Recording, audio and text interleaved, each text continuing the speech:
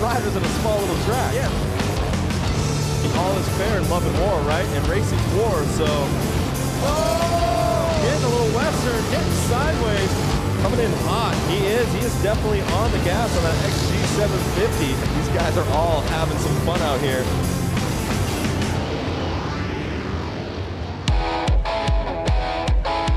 The epicenter of motorcycles, Milwaukee, Wisconsin, will tonight get invaded by every bike imaginable and by riders of all skill levels who have all traveled to UW Milwaukee Panther Arena. What's up, everybody? Welcome to Flat Out Friday. I am Brandon Graham, coming to you with our entire broadcast team for tonight. Of course, joined in the booth with X Games gold medalist Lance Corey, the voice of sideline reporting at the X Games, Diana Dahlgren, and joining the broadcast team, making his broadcast debut, by the way, pro flat track racer Johnny Lewis. Lance, I'll begin with you. You've been here since year one. You've seen this thing grow and evolve. For the uninitiated, what is Flat Track Friday all about? I just love it because it really brings first-timers out, first-timers for racing, and some of the best pros. So you see all walks of life out there racing. Yeah, the range of spectrum of riders. No one's got a better seat than you do. You'll be at the pits all night. Talk to me about the personalities we find out here at Flat Out Friday. I mean, you're going to have guys that don't talk, you're going to have guys that talk a little bit, you're going to have guys that crack jokes, and I'm going to be bringing all their personalities and the stories down in the tunnel. Yeah, absolutely. Along with Johnny, talk to us about what you're doing tonight. You will be bike breakdown, giving us the science behind everything out here tonight. Yeah, it's going to be pretty interesting because there's a large difference of riders out here, just like Lance said. It's from scooter racers to the hooligan guys on race prep motorcycles that are pretty heavy, and then you got the professionals, like you said. So the motorcycles are extremely fast. It's a tight track. It's gonna be really good racing. Every bike you can think of, every racer you can think of, complete mayhem coming to you now. Let's start racing. The fans invading UW Milwaukee Panther Arena, getting ready to watch absolute mayhem take place on this 1/16th of a racetrack, Lance Corey. Over 15 different classes of racing we'll see out here tonight, beginning with right there, the JV semis will be kicking things off. At the open amateurs, we have the women's main, scooter main, PW50, that's what the bike I started on right there. Oh, little 4-year-old Lance? That's right. The Booney main, that's my favorite right there. Expert main. And if you've never watched this before, you're going, what do all these things mean? Don't worry about it. We got you covered. Obviously, we've got Lance here in the booth. We've got Diana down on the course. And of course, we have Johnny Lewis breaking everything down for us. Johnny, how's it going down there, man? It's pretty loud. So Johnny will be reporting to us live from the course all night long, giving us the behind-the-scenes access on everything. Talk to us about this opening class, Johnny. Man, there's a lot of guys out here. They had to split the classes. There was 100 riders. Wow. Down to 3 classes, and this is the JV class. The guys are relatively new to flat track, and we just kind of got into it, built a bike, and now they're out here racing. It's pretty wild to see them out here to opening the show. Yeah, well said, man. We'll be coming to you all night. So Lance, we've kicked things off, bud. Racing's looking good already. These guys are they're already warmed up. They've been out there racing all day to get these lap times. Now, talk to us about this course and the setting for those who are just tuning in for the first time. What makes this course so unique here at the arena? So what's incredible is, to my understanding, it's a hockey arena. Right. And before this was set up, there would have been ice out there, obviously. There is not ice out there right now. But there was ice at some point. Oh, I see, but so not now. when they take all that away, the concrete is shiny and it is slick. It's like being in a big store where it's kind of like slippery, actually. Okay. So they end up spraying Coke syrup down, and they let it kind of dry, and it gets really tacky, almost like being at one of those gross bars or something where your feet I have no idea what you're talking about. Your feet kind of stick to the floor, They do that so the tires actually have some traction. 1 lap to go, you see, and there's the checkered flag. And again, we talk about the dimensions of this track. This stuff is at a torrid pace. If you've never watched Flat Out Friday, if you've never seen flat track racing on this scale, don't blink. No, it's incredible. It's almost like racing little mini bikes inside of your garage.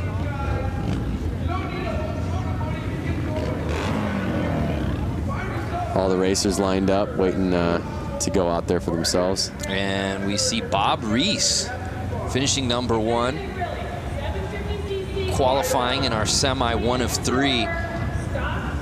As Johnny said, there were so many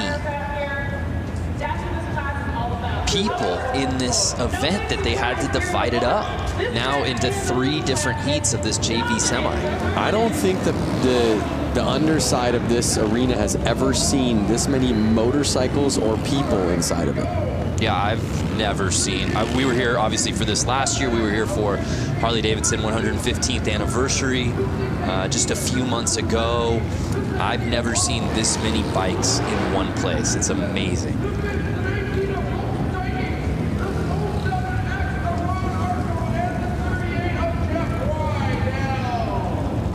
There's a great shot at our track here at the starting line. And one thing you'll notice as we get through these classes, right, Lance, is there's so much differentiation in bike.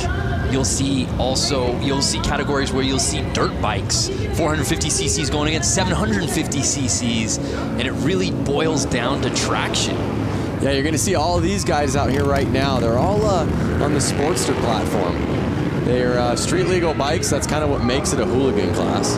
And they're heavy, and they don't have much room to get these things to turn, so it's it can get squirrely. So this is hooligan JV semi 2 of 3. Oh, like that. 2 bikes down already. Pardon my getting on top of you right there, but no, that's what it's all about, and that's par for the course here on Flat Out Friday. I got excited to call that out right after I was saying you're going to see some squirrely riding. You can see them with the yellow flag out. That means some riders are down on the track, so kind of take it easy. And you can see all the riders kind of bunching up because of that yellow flag. It forces them to slow down a little bit, to be careful so they don't hit somebody on the track. So it gets the race a little tighter. Right there, you see a pass. Yeah. And we'll see Rydell in the lead right now. Is anyone going to catch him? 2 laps to go. No yellow flag out anymore, but the white flag is out. 1 lap to go. And now he's lapping people. Lappers can be dangerous, though. And 38 Rydell with the claim, the fist pump. He went double fist pump. I saw he went left to right, back to the left. He's stoked. He's moving on. There's 100 guys here in this class. He's stoked to qualify. I would be too. The JV main will obviously go on a little bit later as we take another look at that crash.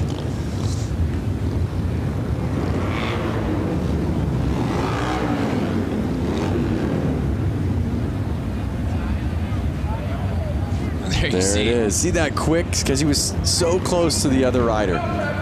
Quick flag change.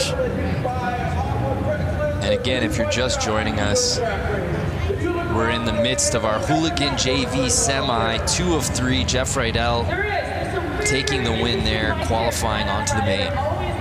Absolutely, the jewel in the crown of motorcycle racing, hooligan racing, indoor racing, this type of racing in the United States, hands down. There's a little bit of everything here, and the focus really is on fun.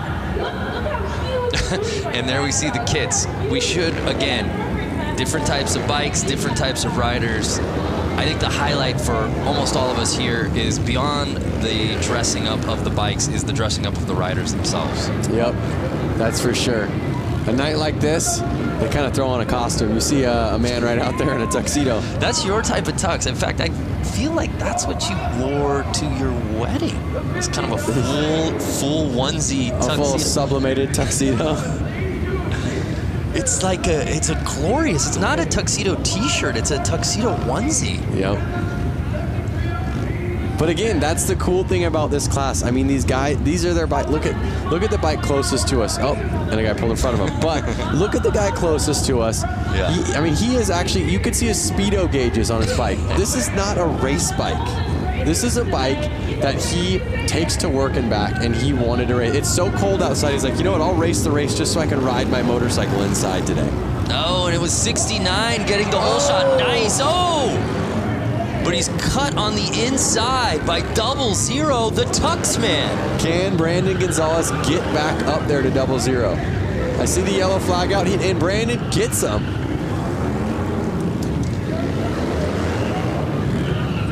Brandon Gonzalez, the number 69, came all the way from Long Beach, California. In fact, was he on your flight? He wasn't on my flight. I think he had to drive here with his motorcycle. Can you bring a motorcycle up on a plane with you, Brando? That's a great question. All of these riders had to get their motorcycles here somehow, and I think most of them drove. Through the snow, through the rain, through the crazy weather we're getting right now. Just from walking from my hotel to your hotel, your very bougie hotel, I got frostbite on both of my ears. It was 8 degrees out. Yeah. Can't imagine being on a bike out in this weather. So 8 degrees out today. They're inside, they're warm, they're racing, everyone's having fun. And Brandon is staying in front right now.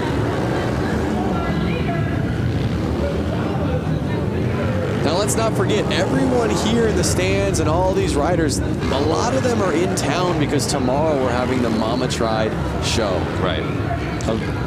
A rad motorcycle show in the heart of downtown Milwaukee.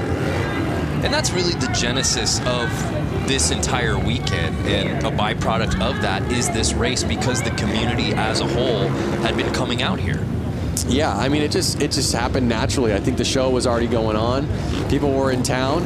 People wanted to ride. People wanted to race. It was so cold outside. They said, hey, let's rent one of these arenas and let's all start racing motorcycles in there. They were letting their kids race. Everyone was racing. And you're going to see that tonight. You're going to see 4-year-olds out there on this track racing. Brandon Gonzalez, as you said, left no doubt about it. Even with the stoppage, returning for the win. He'll be moving on. So there you see Brandon Gonzalez qualifying.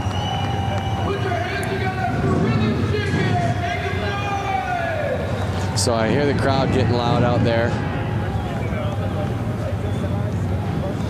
Oh my goodness.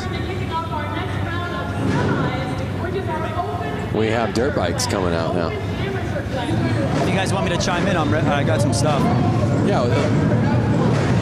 Yeah, Johnny, you're down there, man. What now that we're a few heats in, what's your takeaway so far? Man, you know, like it's cold outside, but this pit area down here, it's hot. You know, these guys are coming out, they're racing for the first time. Some of these guys on these hooligan bikes, you know, they're 500-pound motorcycles, if not more. And, you know, you could tell they were a little nervous, and a couple of guys caught each other's back tires and high-sided. But, you know, as the day goes on, you'll see these guys get better and better out there. And Johnny, it's just a lot of nerves. And Johnny, while we have you, as we get ready for the Open Amateurs, how many of these guys that we're seeing in certain classes will we be seeing in other categories throughout the night? There's a good amount of guys that, you know, chose to ride the Open Am, you know, but they jump on a different bike, jump on a hooligan bike. You know, 59 out there right now, you know, he's riding, I think, 3 classes, you know, the hooligan, Open Am, and then the Bunyan bikes, the little chain-driven motorcycles, you know, ripping around when we'll see them at the end of the afternoon. So he's got 3 classes. Yeah, that's a fan favorite for sure. I guess if you come all the way out and you've got the artillery and you've got all the different bikes, why wouldn't you do it, Vance? Definitely. He's a local boy. He just loves it. Oh, we had a gate jump right there. Oh, what? Wow. What a feeling. Look at back. How far back is he going? 2 back. I thought he was going to push him back into the tunnel. Yeah, you don't want to jump the gate. Speaking of jumping the gate, 59 getting that early lead. Notice these bikes, they're a little bit quicker, a little bit lighter. These guys are kind of getting on the gas a little bit more. You can see the bike sliding out. Something about a heavier bike, you kind of want to ride it a little bit less aggressive and use that weight to kind of carry you through.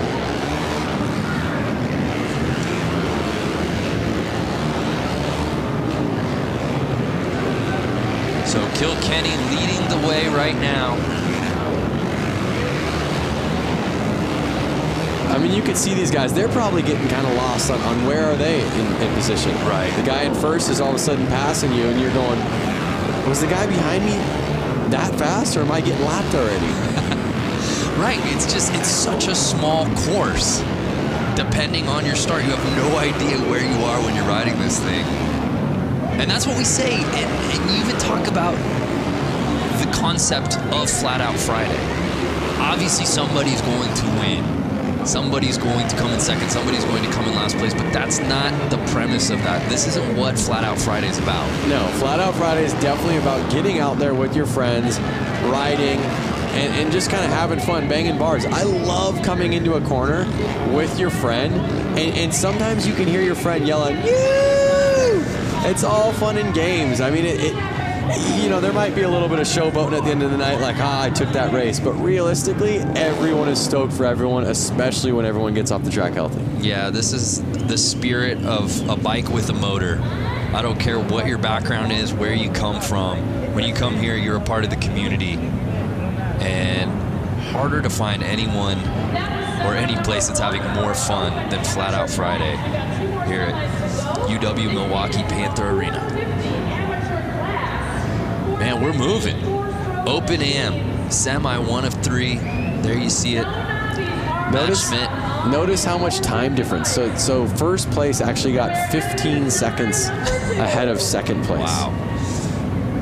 That's probably a lap. You could see the rubber getting on the track.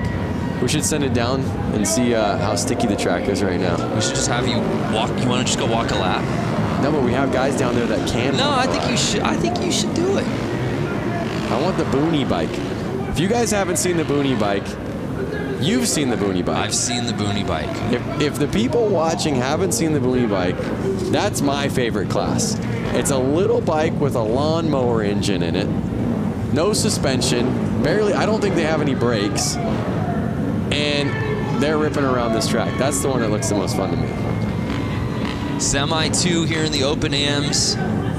There you see our lineup. Some familiar names in this one, Lance.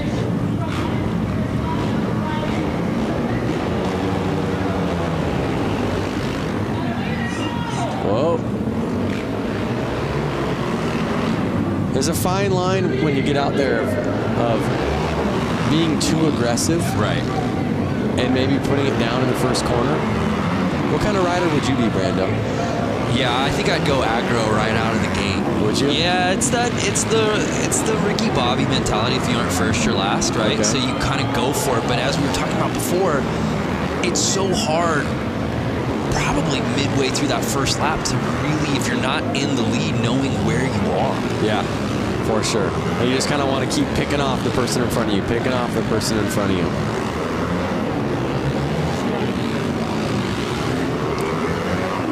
Notice how far they're able to lean these bikes over on the concrete. They're really leaning them over far. I mean, the foot pegs are touching the ground. That was some racing right there. Yep. And I tell you what, if they don't stay in those black grooves on the track that they've been starting to make, it's a lot slipperier. So they're trying to stay in those locations so they know their tires are going to hook up and have some traction. Unofficial results. E. Brewski, there you see. Might be Brusky, but I like Brewski. Yeah? Yeah, hope he's cool with that. But some impressive racing from him right there in our Semi 2.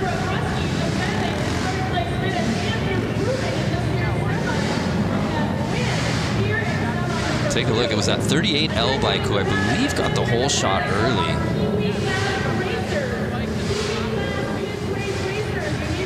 And then Brewski really making his presence known.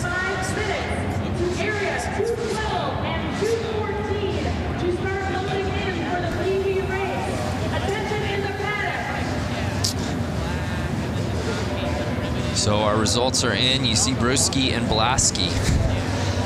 So, 1 and 2 qualifying forward. Yep. I was just going to say, you see the Q on the side of their name. That's what is kind of letting us all know that they're going to make it to the main event. We're still just in the semis right now. These are just every rider that signed up. Towards the end of the night at this show, you're going to have all of the fast guys battling. That is really where it gets intense. Yeah, it's really neat. As we said before, you come through the tunnels here of the arena and you see all the bikes lined up. You see riders from all different backgrounds. Obviously, there are some very familiar names here who we'll be getting to a little later in the show. And then you literally see 10-year-old kids completely kitted up alongside like a Jeremy Twitch Stenberg. You know, Yep, it's amazing. And where else are you going to find that? No, exactly. You do see Twitch out there, who's well known in the motorcycle community, taking photos with all the kids that are geared up as well. I was one of those kids at one point, and I see little PW50s out there, the little teeny dirt bikes, and it brings back such good memories.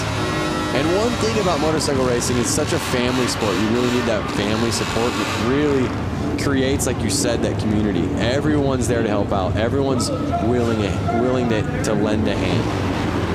And they're off. 25. And the Stars and Stripes getting the early lead. Notice, Brando, that bike did have front brakes on it. There's no more front brakes. Not to these eyes. It's all gas, no stopping. Yeah, and Lance, talk about the importance, especially on these dirt bikes, of the suspension setup. So you can tell compared to like a normal dirt bike you buy off a showroom floor, they've actually lowered the front end of it a lot, drastically. So that way the weight gets a little bit more on the front of the bike and they can control it in corners a little bit better. Also, they've taken the front fender off. It's not really needed. There's no dirt flinging up. They're able to see where their front tire's going a little bit better. But we may get a better answer down there.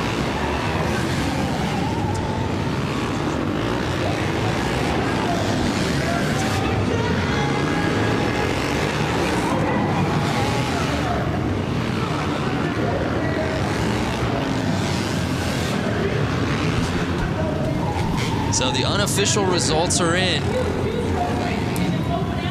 And it's C-Funk, who looks to be qualifying to the main.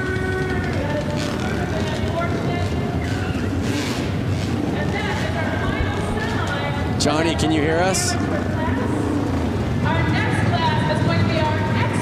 Johnny, can you hear us? I can hear you now. All right, so you're down there. You've been seeing the hooligan JV class with the Sportsters. Now you're seeing dirt bikes get out there.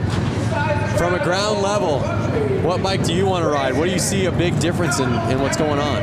Man, I'm partial to these hooligan bikes. You know, they're big machines, but you know, around this little track, they look like a handful, and I'm always up for a challenge. So, you know, these guys getting out here on these big heavy motorcycles in front of a big crowd like this is, you know, it's pretty amazing. You know, like I'm pretty stoked to see these guys doing it. Now you're going to get out here and see these pros get out here and do it. You know, there's a big difference. The lean angle's a lot different than the hooligan bikes, but you know, I think these hooligan bikes look like a lot of fun around here. Yeah, thank you, Johnny. Well, as we get ready for our next class, we'll head down to Diana Dahlgren. You never know who you'll run into here at Flat Out Friday. Diana, who you with? Yeah, that's right. Hanging out here with Taylor Kinney. You're starring on NBC Chicago Fire, and you are a motorcycle enthusiast. You've been here with Harley-Davidson quite a few times to Milwaukee. How have your experiences been so far? I came up, I think, August of 2018. Sorry. Whoa, guys. Hey, there we go. For the 115, the Harley anniversary, came up, had some cheese curds, rode around, saw the streets, saw the lake. It's beautiful, and then coming to the track, I couldn't be more happy. So you got to get out on this course earlier today with guys like Jeremy Stenberg, Buddy Settle, Johnny Louch back right behind us. How was that riding on the course? It was fun to rip around the track. We got here early. I think we were the first ones out. The concrete was a little cold. Tires were a little cold. We slipped around a little bit. Twitch came out, started lapping us. Buddy came out, started lapping us. We picked up the pace and had a good old time. But yeah, after seeing what the guys are doing tonight, I was telling a couple of the boys, I think I would have ended up in the hay. Well, big round of applause. You didn't end up in the hay this morning. Thank you so much, Taylor, for coming to Milwaukee with Harley-Davidson. It's an honor to have you at an event like this. Guys, we're going to send it back up to you. God bless. Thank you. Love it. Hollywood taking over Milwaukee out here today at Flat Out Friday. Fans watching right now, are you interested in riding flat track at this summer's X Games in Minneapolis? The 2019 Harley Hooligan Qualifier goes to LA this year, taking place at the Born Free Motorcycle Show on June 20th. Keep an eye on Harley-Davidson social media and how to register. It all goes down on Harley-Davidson's social media, and you can find out more info at xgames.com.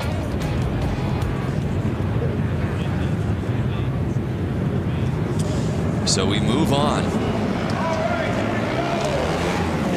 to our next class, the Expert Semis.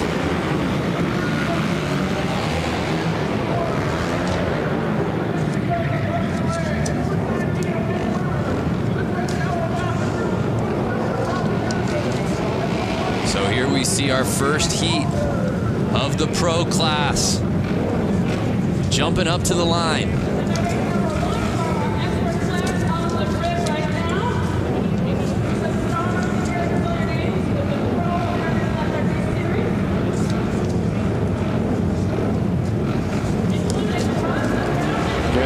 Racing's about to heat up. Yeah, no doubt. Here we go, and they're off. Notice that he's got a piece of carpet on his boot, Brando.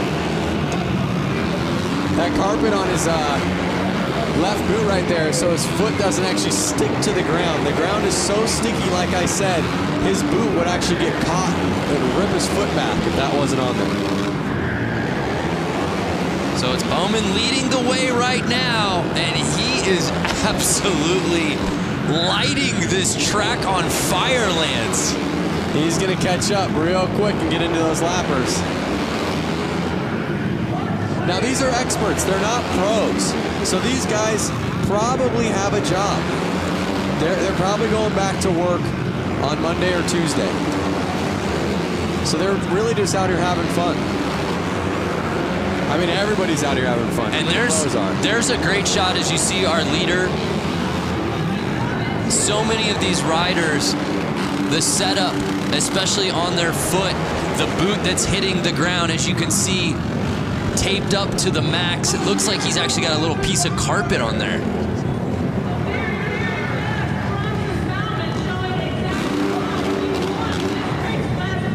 There you go, he's stoked.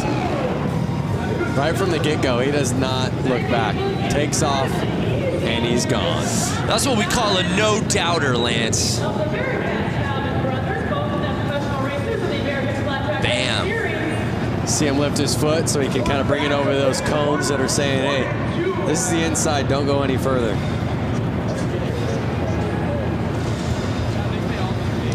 Well, Johnny, now that we've got the pros out there, as we move on to semi 1 of 2, there it's officially in the books. Bowman, Gunther, Lang, Weimer all qualifying. It feels like the racing got a little elevated real quick, Johnny. Yeah, it did. You know, if you watch, Bronson Bowman out there, they actually have their left foot peg off because they're laying the bike down so low that it would rub the foot peg. Some guys even opt to take shifters off the hooligan bikes because the cases are so wide.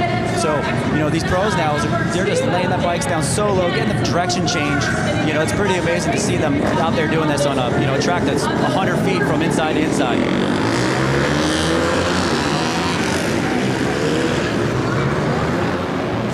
I love that camera angle of that straightaway as our next heat moves up. Look at them coming out. They're just so fired up. That lap that they just hit, they were behind the gate. They're like bulls waiting to go. I'm telling you, everywhere it seems like it's raining or cold. These guys are stoked to be inside, warm, riding their bikes with their friends.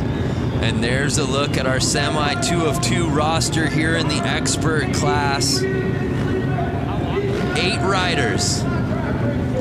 Half of this field will be moving on to the final. Who will those 4 be? Let's get ready to find out.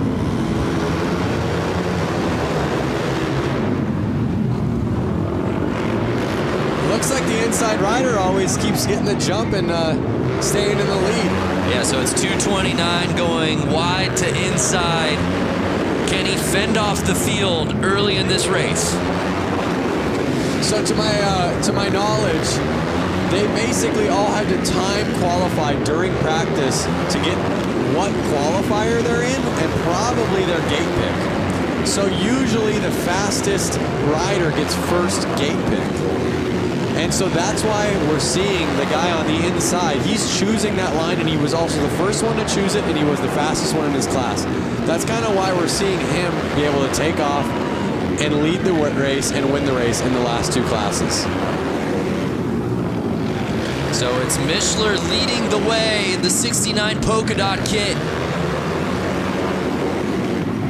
Can Monaco catch him on the final lap? No, and it's Mishler taking it. And it looks like Weiss might have actually passed Monaco there on that final lap.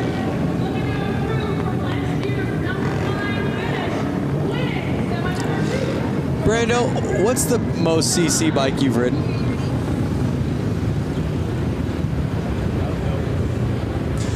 Oh, let me look back in my lifetime. You know what? I think it's got to be a 900. A 900. A 9.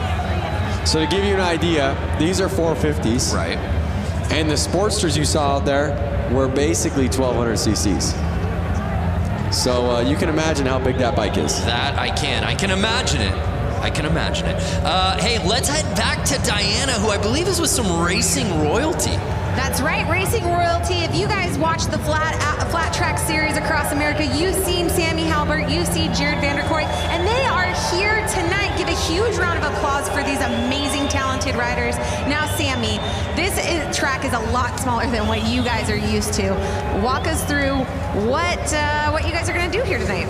Yeah, I love racing these little indoor short tracks. I grew up racing indoor short tracks, and you know, they call me Slammin' Sammy for a reason. So we'll see if I have to pull out the slam tonight. You know, I'm not afraid to if I have to, but you know, I know it's after watching the main here last year, I know you got to play your cards right. There's a lot of lap traffic in that 35 lap main event, so we'll see what happens. Just happy to be out here racing, putting on a show for the fans, and representing for Harley-Davidson.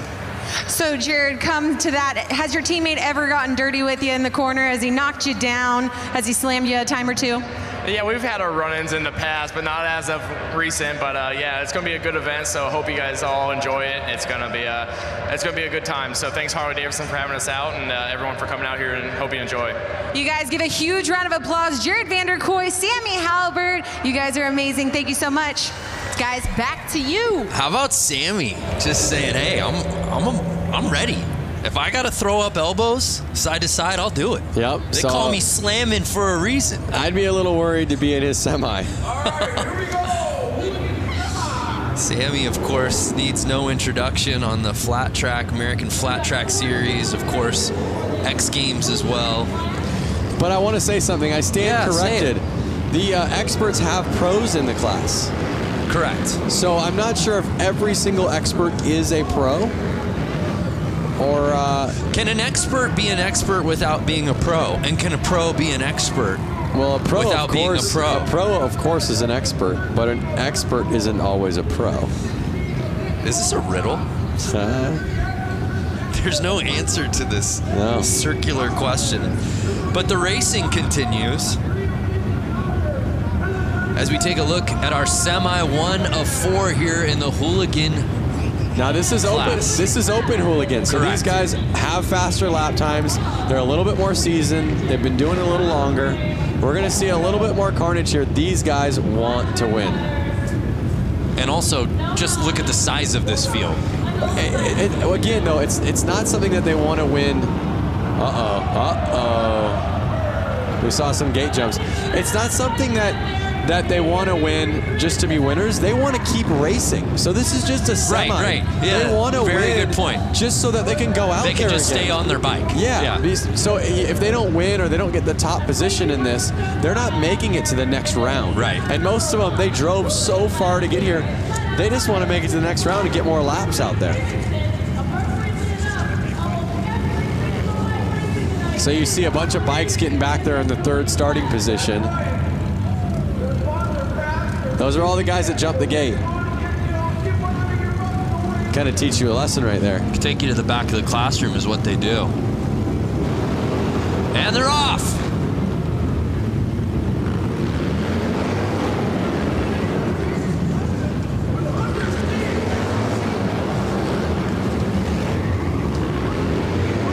And it's early. It's Clements leading the way, trying to hold off Young and Carlson. I know Clements himself traveled all the way from California to get here, so he wants to stay out there. He wants to keep racing. And is there a better outfit early on than Carlson's tassels? I'm getting a very Lloyd Christmas briefcase money look. Oh, he's in the lead. Yes! He grasped the lead with the tassels. You would think that would be a hindrance, aerodynamically speaking. I think that's something like, I'm the man. Watch out for me. You gotta be pretty tassels good. Is bold. You gotta be pretty good. 100%. But here they are getting into lap traffic, and this could cause some problems. Final lap. And there it is. Checker flag is out. Clements with the win. He's going to the final. Some great racing here in our first Hooligan Semi. Oh, wait a second. It says Clements to the win, but I think it's reading wrong. I think so too. Again, those are unofficial because it's the 45X that I stand corrected. That was leading the way. How about that?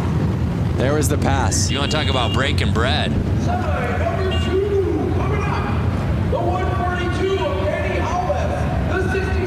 Again, some guys will wear the tassels to be noticed. Hey, look at me. Yep. And other guys are just that bold. I think he had a little mixture of Benny Carlson. It was Benny Carlson that wins it. And notice he's the only one that's going to qualify. Jason Clements, all the way from California, is turning around. Less than bragging rights, he doesn't get to go out there and race again. Got to bring your A game in these semis, Brando. Yeah, well said. The show must go on.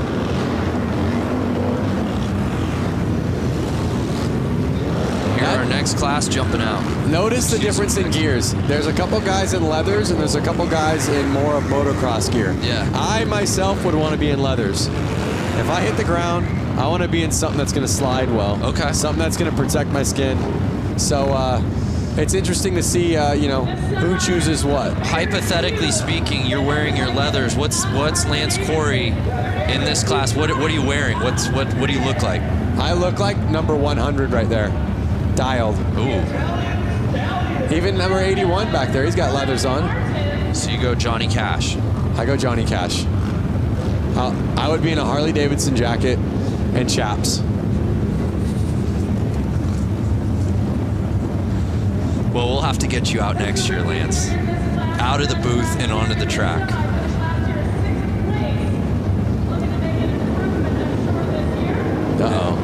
Oh, that was some jumping. So he wore leathers, he was there with the protection, but he was a little too anxious. Well, and you think about it like this, Lance, right? Most of these guys have been getting practice laps earlier in the day, and there was some racing, some qualifying even to get to this point before we even went on air. But a lot of times now it's getting to sit and wait, right? You've been waiting for this moment for your name to be called. Adrenaline is pumping. Yep. Can you really fault these guys for false starts right out of the gate when they've just been waiting? No, you can't. There they go. That looks like a clean start. 142 with the whole shot. Holbus in the whole shot, and he was again on the inside line. You're seeing that inside line pay off well. Will he cling to that top spot, though? It's looking promising so far.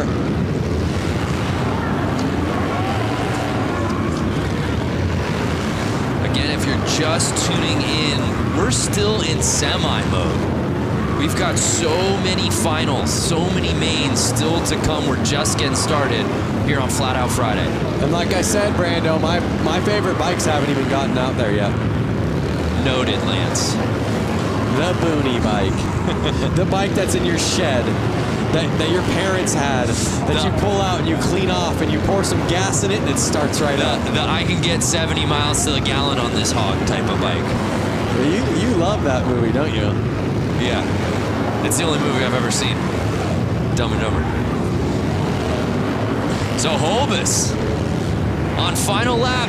Can he hold on? Oh. And he held it. Is that our guy Louis Louders that came in second there? Yep. We've seen Louis Louders at the X Games hill climb. Along with his brother. Yeah. The Harley hill climb. Again, these are guys. Louis Louders is a guy. He runs a Harley-Davidson dealership. Yeah, has a dealership. So he was probably at work yesterday. I believe he's a Wisconsin guy, if I'm not mistaken. But we've seen him travel for the love of amateur racing. You know, like you said, we've seen him in Aspen, Colorado, hill climbing. Well, who's turning down a trip to Aspen, Lance? Again, Lloyd and Harry is not going to turn down a trip to Aspen. You brought it up! Oh, man. I didn't reference it this time. Hey, the Rusty Butcher. That's not Rusty himself, I don't believe. It's a teammate. That's a teammate of the Rusty Butcher. Yeah. But the next race you see open hooligan semis. Here's some of the hooligan hotshots. I see Suicide Machine Co., like you said, a Rusty Butcher rider. So these are some of the guys that kind of really made hooligan fun again. Make hooligan fun again. I've seen you wear that racing hat. Fun again. Rusty Butcher gloves right there. Twisting the grip. Pair of Thrash and Supply gloves right there. Whoa! Twisting the grip. Thrash and Supply Co. That's right, baby. Like you said, a lot of these guys' palms are probably sweaty. They've been waiting around for this race. They're fired up. Palms are sweaty. Don't do it. Spaghetti. Don't do it. I knew it. There they go. Clean start. 963. Mikey Virus, a Rusty Butcher, got the lead. He was on the inside line again. What a clean looking bike. I was just going to say that. These guys build these bikes specific just for this event. I watched Mikey and the whole Rusty Butcher team assembling these bikes. Oh, a pileup. A pileup. I hope we got that so we can see it in a replay. But you see the yellow flag out, they're kind of having to take it easy. You see the gas on the track. Yeah, we got to take another look at that. Speaking of setting a bike up, you got the opportunity to build a Harley-Davidson this week. Yeah, I've been in Milwaukee for 3 days now. We have a competition called the Brewtown Throwdown. Correct. Where basically two teams built bikes. You guys might have seen this in the show a little earlier on, but we were able to build 2019 Street Bobs. We had 2 days to do it. My team, the Quick and Easy team, we made a bike that was kind of replicated after a 1940s flat track race. So something a little bit more old style. The other team, Super Bob, I want to say? Yes. Super Bob, they made a bike that was a little bit more Supermoto-ish, a little bit taller. To me, it looked a little Mad Maxy. I'm digging my bike. I hope you guys vote for my bike, Quick and Easy. Yeah, tomorrow. both are beautiful. Check it out on the Harley social and then also Lance Corey's social. So we might be able to see the crash. There it is. Two riders must have collided. Suicide Machine Co. Yeah, it's great, actually, all things considered, that there wasn't more carnage there. Yeah. Only the 2 bikes went down. You see them getting the gas up the track. And there you see Mikey qualifying out of that entire group. Only Mikey moving on. But again, Mikey Virus came all the way from Los Angeles, California. So a guy like him, he's stoked. Amazing crowd on site here at Panther Arena to watch what has really become an annual tradition. Now, here you have the Rusty Butcher. Yes. I've seen Mark Rusty Butcher win this race before, all the way through, all the way to the end of the night. He took it home with a W. Then I've seen him come back the following year, and I think crash out pretty early on. And again, he wasn't mad that he didn't win. He was mad that he wasn't in the final to race more. So, what's going to happen tonight? Yeah, he flip-flops, right? Yeah. Either wins or crashes out. Yeah, it's all or nothing. Then I guess it's an odd year, 19. I feel like he's gonna go the distance. He is absolutely a fan favorite, though. There's no doubt about that. He's a fan favorite, but right out there in the crowd, I see Jeremy Twitch Stenberg, FMX icon, someone that I grew up racing riding FMX with. So who's gonna take it home? A lot of these guys all practice together. They're from California. Let's see how they do. Getting the lead early. Can he hold it together? Mark's looking real smooth.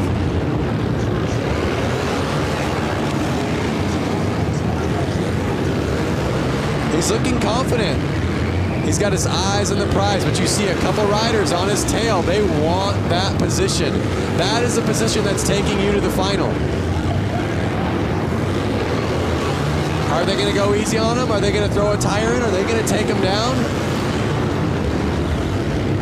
But we got a battle here midway through this race. 3 laps. Oh! No! Mark the Butcher goes down, and it puts Buddy Suttle into the lead. Buddy Suttle taking over the top line, but no, Bush taking the lead from him. Wide. They're coming into Mark now, who's a lapper who was just in the lead. Final lap time. Will Bush hold on? Looks like Bush has got it. And Bush gets it. Oh, and what a heartbreaker as Suttle comes in second for Rusty Butcher. What a transition. You go from Rusty Butcher laying it down, Buddy Suttle then in the lead, and then you get the number 44 of Bush taking over the win. There was 3 different leaders in that race. That was some of the best racing we've seen all night. Oh my goodness. And you said it right before the race began, partner.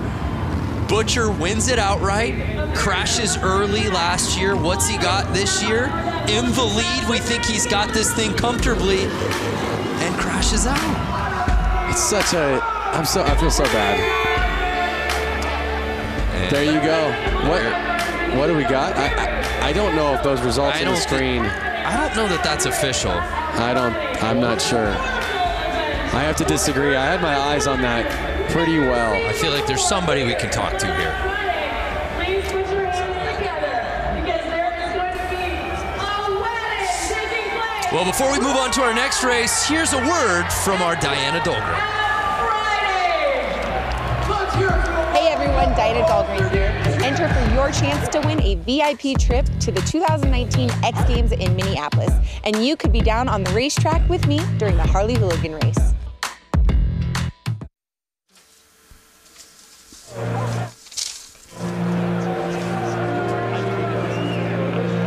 Check out the kids down there. On bicycles, pumped up. They got their helmets on. They're ready to go. They've got more energy than the older guys, huh?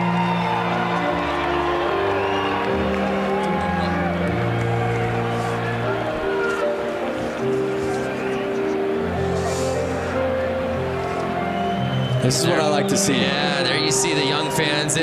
Flat Out Friday brings out everybody, including some influencers who came out and were able to take some laps around this course. Let's take a look at that.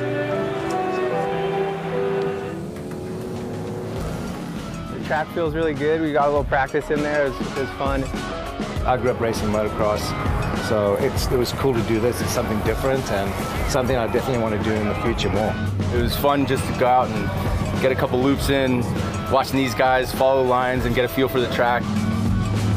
It's my first time actually even touching concrete. I've seen so many videos of everyone barely scraping their primary and eating it, so I was trying to be cautious out there as much as I could. It's pretty tacky, but it will spin a little too, so I think it's exactly what you want. It was awesome riding with these two big trees. But I honestly think we got them. Yeah, I got to keep it on 2 wheels and yeah, not crash. I got 100 cheese curds on Buddy to take the whole thing. Some heavy hitters. Yeah, there you have it. That are part of it. And there's your bike. Yep, there is the bike that I just got done building over 3 days.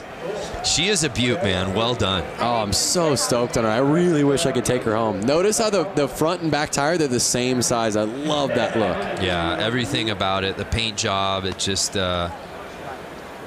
it's an excellent motorcycle, Lance. You should be really proud of yourself. Hey, thank you very much, Brando. And there is the other bike the other team got to build. Yeah, that was Diana Dahlgren was part of that team, and as you said, a little bit more of a Mad Max kind of racer look. I really like it. Hey, we're still in the middle of all these semis. Let's send it back down to Johnny. Man, that last race had a little bit of everything. Johnny, are you there? Hey, I can hear you guys now. Sorry, we had a little technical thing. No, I was just saying that racing kind of had a little bit of everything. Some big names, obviously. Rusty Butcher, we thought was going to take it, going down midway through that race. Yeah, you know, he just got in there and the bike started chattering a little bit and the front end went away from it. It's, you know, he started getting that lead and started riding a little tight. And when that happens, you know, the bike just kind of handles differently, and he got that front end push and he lost it. So, you know, that's been kind of a thing that's been going on a lot lately is, you know, just guys, you know, getting offline that little bit and somebody snicking, you know, right underneath of them and then bumping by. That's how, you know, Carlson got the win that last, you know, the one before. He just, the guy ran wide a little bit and just snuck up the inside. So, you know, that's what it's going to be all night long. It's just guys kind of, you know, jumping in and, you know, when that opportunity comes available, they go for it, and that's going to be the race in the night. Yeah, and Johnny, Lance had said it really seems like the theme is whoever's got that inside start has seemed to get the whole shot. Are you seeing that too down there? Yeah, you know, that's why they did the qualifying for the guys, you know, the bigger classes today, to provide that opportunity to kind of you set the stone right out of the, you know, practice staging, you know, get the guys out there, get a good lap time, get that pole, you know, and that's kind of the key of the race, you know, just trying to get that pole position, keep doing it, you know, throughout the evening for that main event. Thanks, Johnny.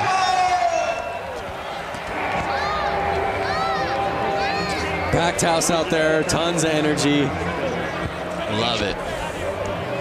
Hey, fans out there, make this your year to ride. Learn from the experts and get 50% off the Harley-Davidson Riding Academy new rider course with the code RIDE50. It's a limited quantity available. The offer ends March 3rd. That's 3-3. Visit h-d.com/learn-to-ride for more details. Make this the year, Lance. Make this the year you learn to ride. Oh, I'm loving this. We got a different type of bike hitting the course out here now, Lance. That's, now that I have a kid and you have a kid, I just taught my daughter how to ride a bicycle. Is she not out here? My daughter is 16 months old and she's out there. She's in the bear costume. I want to bring my daughter out with one of those kick bikes. My daughter doesn't know how to ride a pedal bike, but I know she would kick a lot more butt. Your daughter's 2 years old? 2 years old. And she's already riding a bike without training wheels. That's amazing. Speaking of parents and people with kids who ride bikes, Diana Dahlgren, I know you got a little one yourself. When's he going to get out here and ride? 2 years old. He's actually in this teddy bear costume that you see lined up. You know, he's the most massive child on this line. I don't know. I feel like Hunter's going to, you know, take the teddy home for the win. So all the little cats out there, and it's the bear taking the early lead right out of the gate. I feel like there's an adult in that. Oh, how about going the outside to take the lead? Notice how he's keeping the pedal up. That's basically giving him more ground clearance as he turns left. The 3-plate staying wide, and now he's laughing.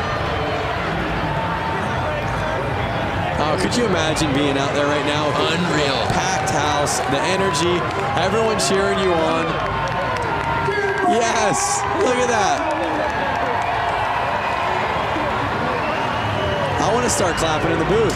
That kid has got racing in his future right there. All those kids, what a blast it's got to be, as you said, to come out here. Oh! In front of this crowd? Are you kidding me? That is awesome. I love it. The checkered flag's out. You think you're going to get these kids off the track? I don't think so. I'm not sure it's possible. Oh my gosh, some of these kids out here are so small.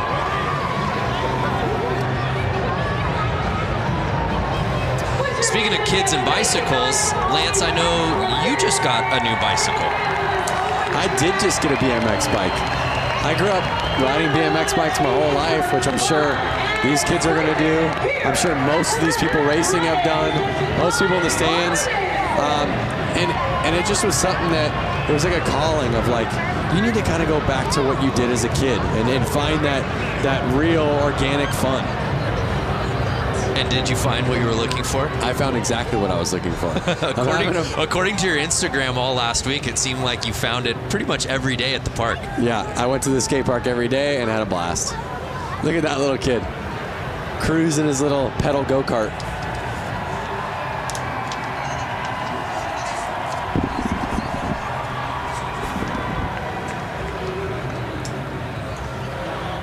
Can you guys hear me now?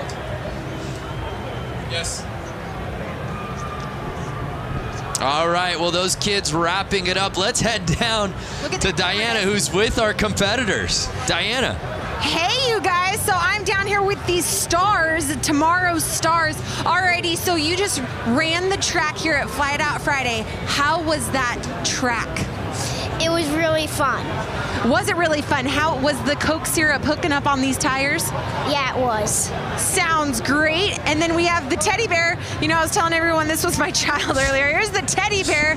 Was it hot in the costume? Yeah. How was the course? Good. What is your goal in the future?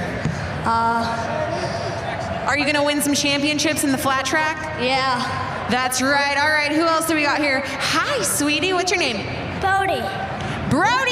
And how was the course out there? Good. Do you want everyone to give a big round of applause right now? Sure.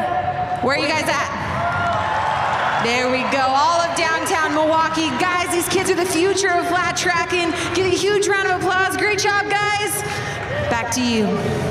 Thank you, Diana. I love asking the kid in the bear costume, what's your goal in life? And you just saw like his entire life span before his eyes. Like, what do I want to do with it? Where do I want to go? Travel the world. There's a look at our main still to come tonight. If you've been with us since minute one, thank you. But we just getting started. Some of the best classes are coming. Who do we have lining up next?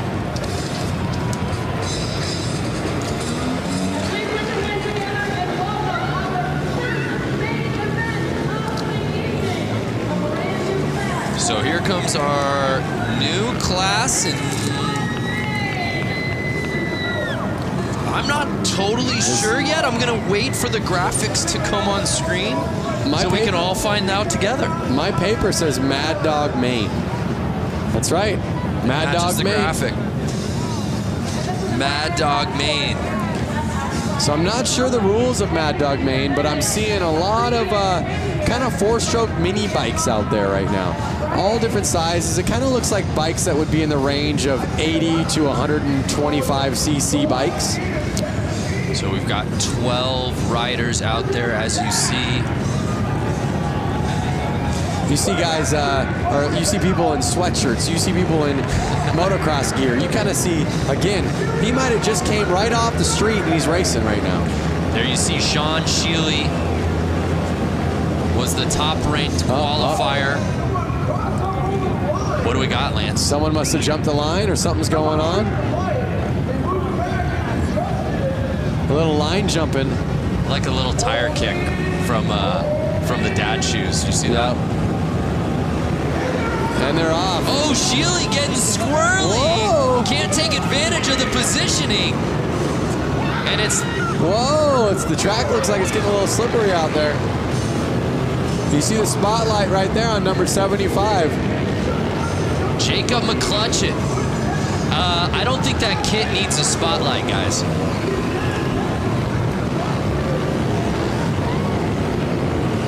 Now again, this looks like a bike that's a little too small for that rider right there. And but again, sometimes riding the smaller bikes is more fun. And it feels like, again, traction, the name of the game on a course like this. Having that bike control. Oh, we see a pass. Bike control is key out there. Smooth and steady wins the race. You saw, like, just like Johnny said, Mark the Butcher, he was getting a little hard on his bike. He was riding a little too fast. Because he lost his smoothness, he ended up letting it go. So it's Ryan Stephen leading the way, and it doesn't look like anyone's going to catch him, Lance.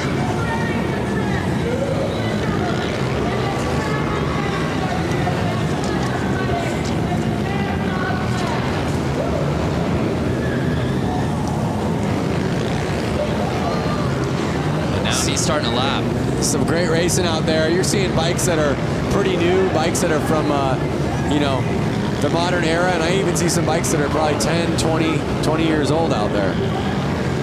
It's interesting to see how the technology on these bikes hasn't changed much. Mostly visuals, mostly just the cosmetics, the plastics.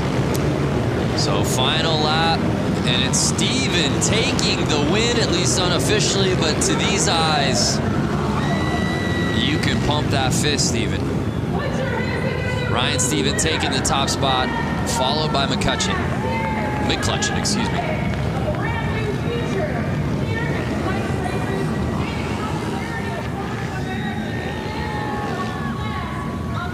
It was McClutcheon leading early in this race.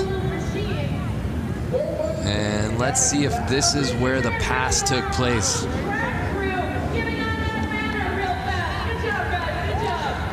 So one thing to keep in mind, Brando, lines in racing are a key to how fast your lap is.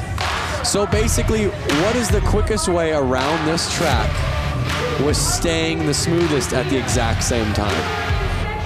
So you can almost look at it as, if I walk this track on my feet, what's going to be the easiest way around it? Well, it would be on the inside, right?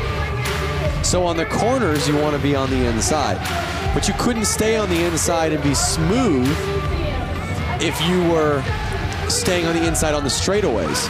So they're riding wide to stay smooth so that they can ride the inside on the main part of the corner, which is going to get them the shortest line while staying the fastest while staying the smoothest. Thank God you had an answer. That felt like an SAT question. The making of a riddle. I mean, it's just a big deal. And I'm just thinking, if somebody has never raced before and they've only maybe driven a car on a public road, or maybe haven't even driven a car before. The strategy seems counterintuitive. Yeah. So you're always wanting it to ride the shortest line, but also at the same time, what is the smoothest way to do it? Right. So here's the JV Hooligan main.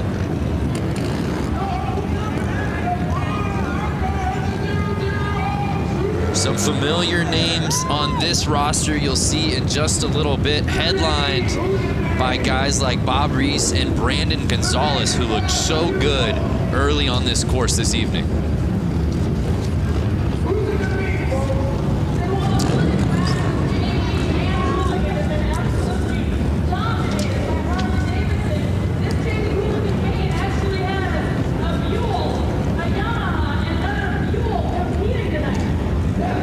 Got 3 different bike manufacturers out here, but it's certainly Harley-Davidson dominant in this class.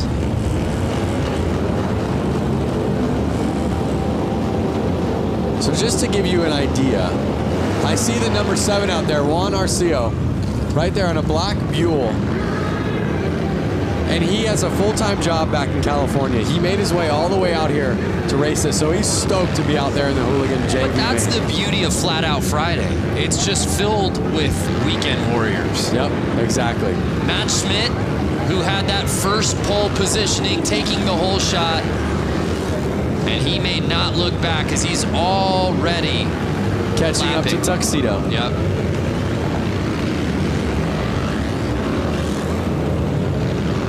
Lapper's pushing wide right there. Schmidt staying in the lead. Looks to me like he's going to run off with it. Still 8 laps to go. But Schmidt clearly knowing his way around this course. He's kind of already catching up to a couple other lappers. And you see that for those who haven't watched before already, the etiquette for some of these guys that are getting lapped. They're merely getting out of the way. If you're getting lapped and you know you're getting lapped, the nice thing to do is kind of let that guy by.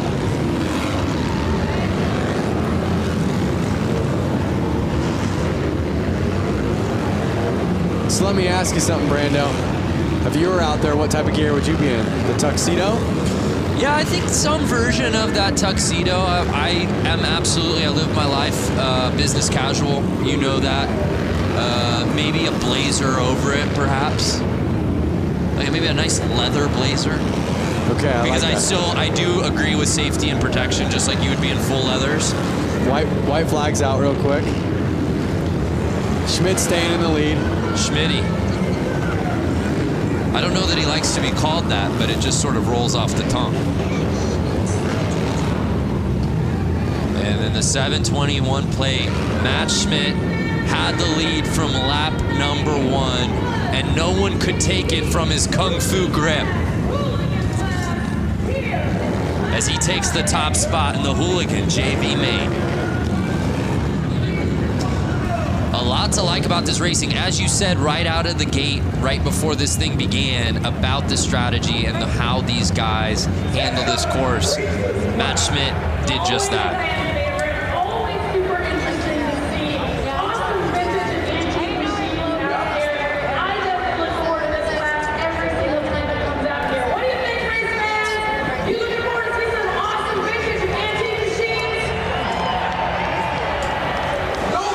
So it's Matt Schmidt taking the top spot. There's a look at our results from the Hooligan JV main. Let's send it down to Diana, who I believe is with Matt Schmidt. A huge round of applause for Matt Schmidt, who's taking the win here in Hooligan JV class. Matt making it look so easy out there. It looks like you belong with the Hooligans. How was the course? The track was awesome. It's the first time I've ridden concrete, and I signed up late, so I got stuck in JV, but it was a good first outing.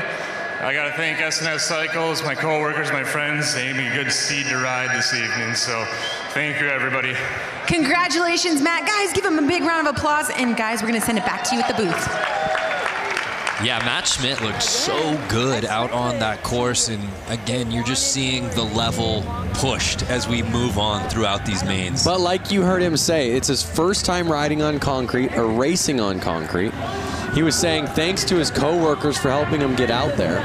So you have a guy who again, does not do this by trade. Right.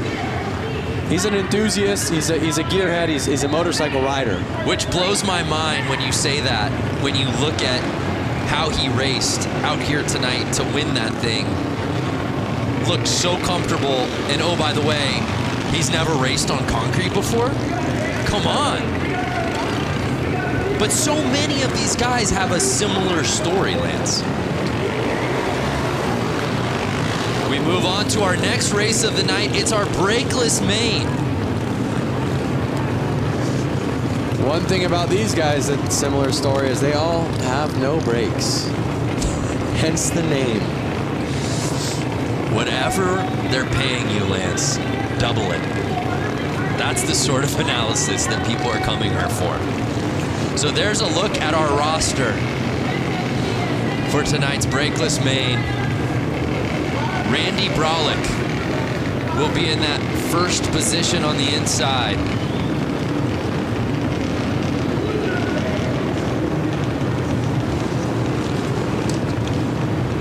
You see him lining up right there.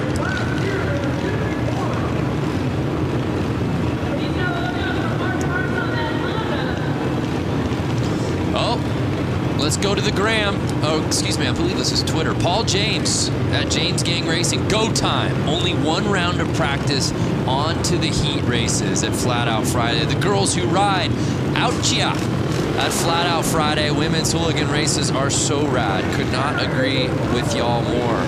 The girls who ride.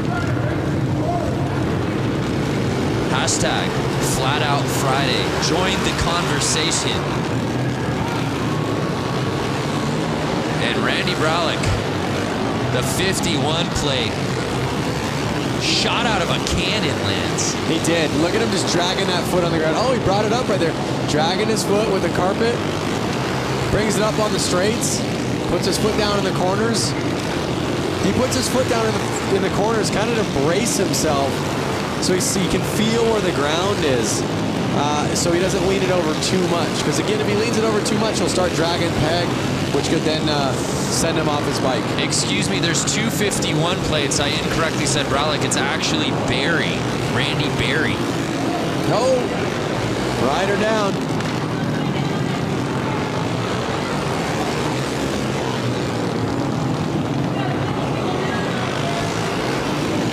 And the Stripes are able to get the bike off quickly there.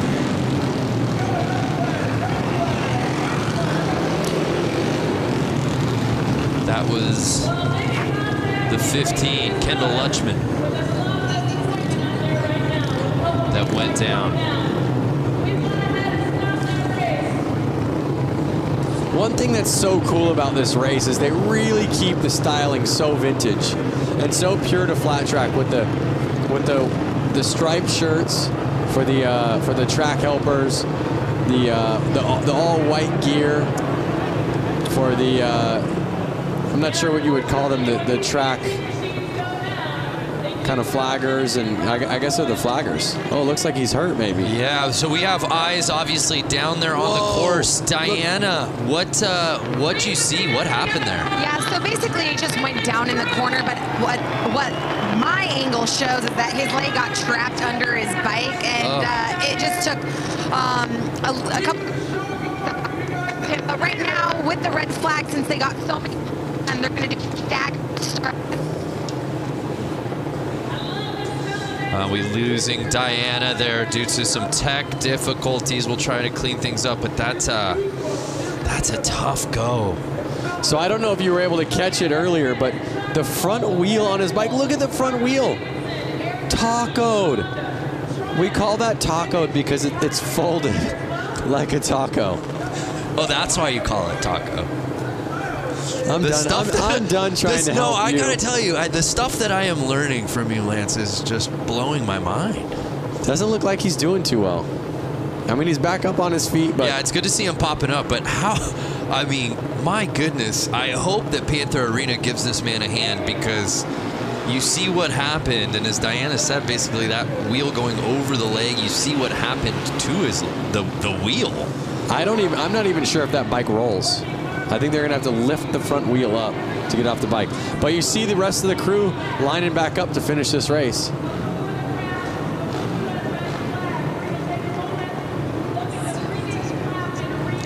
And well, again, let's. I believe Diana's. We're good. Technical difficulties out of the way. I want you to finish that thought from what you were seeing, Diana.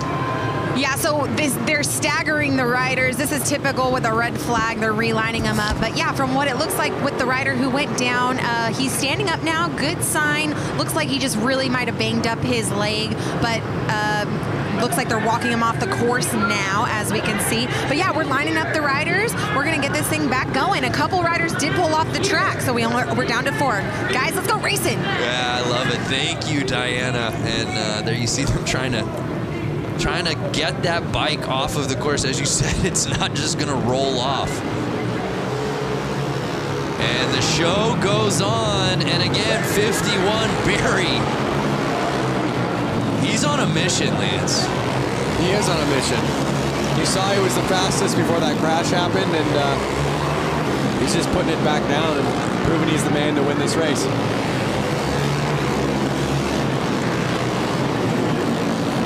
4 laps to go. And it's Barry with a sizable lead. And as you said, Lance, going outside to in. You don't think it's the fastest way to go, but that is the route to success out here on this course tonight. And Barry doing just that.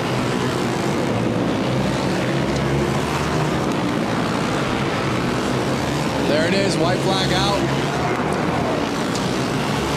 Barry's got 1 lap to go. He's looking at the checkered, and there he is. taking that main home, looking back at his friends. Big smile on his face. You can see it right through his helmet.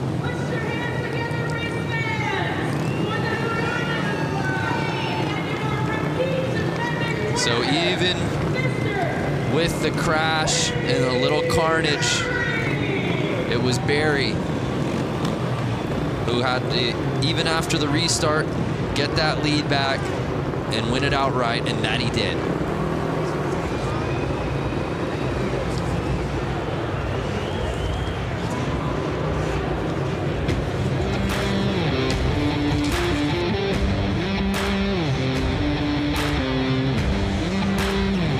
So brakeless main officially in the books. One name I do want to point out, Chuck Dickinson.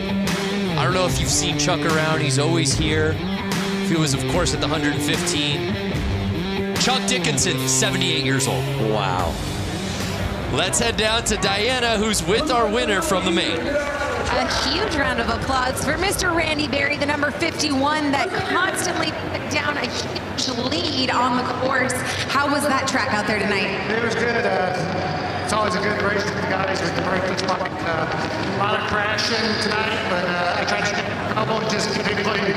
That's right, you did keep it clean. You maneuvered through the course beautifully with lappers and people who fell down. You got to give these young bucks some advice. Yeah, it's just really good to do it like that. So. All right, we'll give it up. Barry taking the win. Lance Brando, back to you. Yeah, thanks, Diana. His experience showing in spades out here tonight.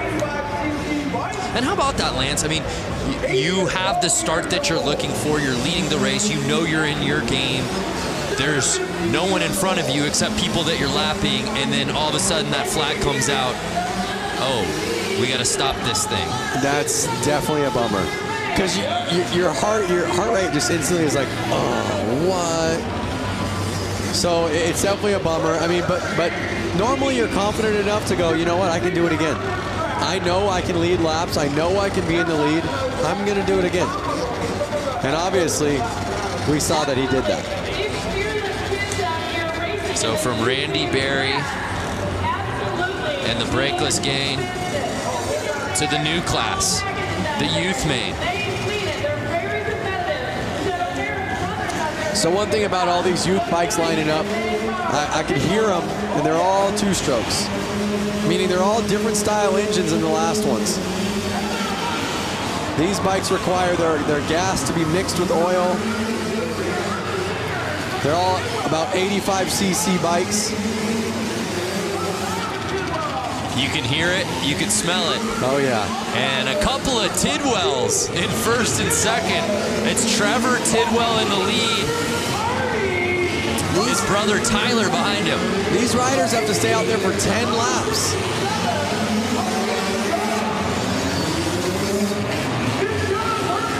I see a couple 60cc bikes out there. And you see the Tidwells, 1 and 2. Do you think that any bit of their training together is Clearly it's paying off. Are they gonna do the slingshot move towards the end?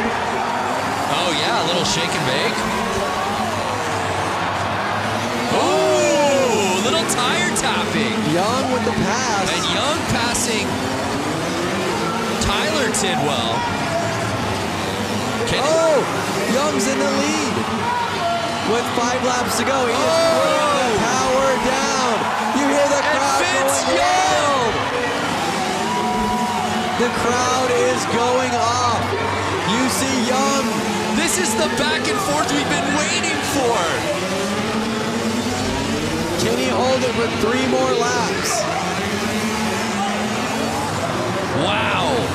Vince Young passing Trevor Tidwell, and just 2 laps to go. Can he hold on? Final lap time.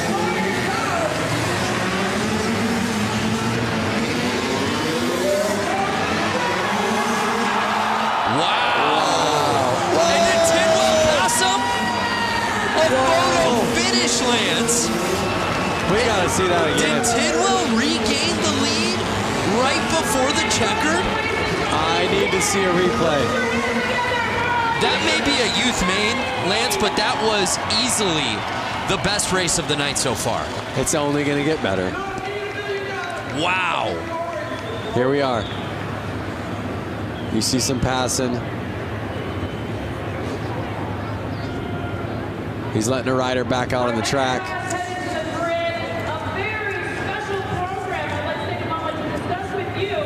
Let's see if we can see that checkered flag pass. Vince Young, not the Heisman Trophy winner from UT. It's YUNG. Here it is, here it is. Look, look, look. And did he get him? I don't know. That's got to be a photo finish. And our results are unofficial. Right. I still think Young might have had it, Lance. I think so too, but Tidwell took the inside. We'll see. We're about to get our official results dropping. That was incredible. But regardless, what a battle between those two. What a race. I hope we see a lot more racing just like that. Yeah, absolutely. Trevor Tidwell was leading that whole way, and then Vince Young, with about 3 laps to go, taking the top spot, only to potentially have been bested by Tidwell, not on the final lap. I'm talking right as the checkered flag was being waved. Take another look. Young.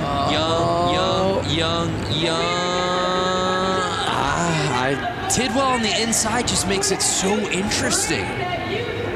Look at how leaned over Tidwell was. Carrying his momentum right out of that corner.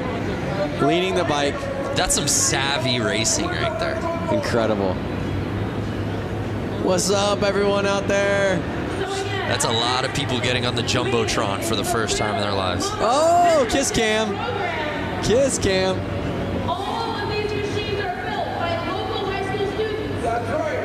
So they're going to the tape right now, really taking their time. Who's your money on? I still think it's Vince Young. So more social coming through, bikes going fast, zoom zoom, hashtag Flat Out Friday. I love it. Not Simone. Even got a little, she's got the cherry emoji in her handle. Watching Flat Out Friday on Blockhead Moto channel by the fire. What better way to spend a Friday night? Dave Hoffman, thanks for spending the night with us. Malika, who says there's nothing to do in Milwaukee? Not Lance or I. That's for damn sure. We're checking out Flat Out Friday. Checking out Mama Tried's Flat Out Friday. Lance, we still don't have our official results yet. They're looking at photos. At the photographs. They're looking back at the footy.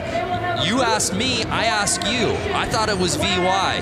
Do you think Tidwell did enough there at the end? I'm going VY, but they're definitely splitting hairs right now. Could we have a co-champion? No. Somebody passed it first. They are splitting hairs. They're looking at the photo finish right now. Someone has to have a photo. And it's Vince Young. Wow. So in the end, Vince Young bests Trevor Tidwell to take it in the youth main. By a split of a second. Wow, what a performance though. You know, we talk about it, right? The weekend warriors, so many of these guys who have regular day jobs that just travel from all over the country, all over the world to participate in this, sign up and register for their chance at glory, their chance to have fun.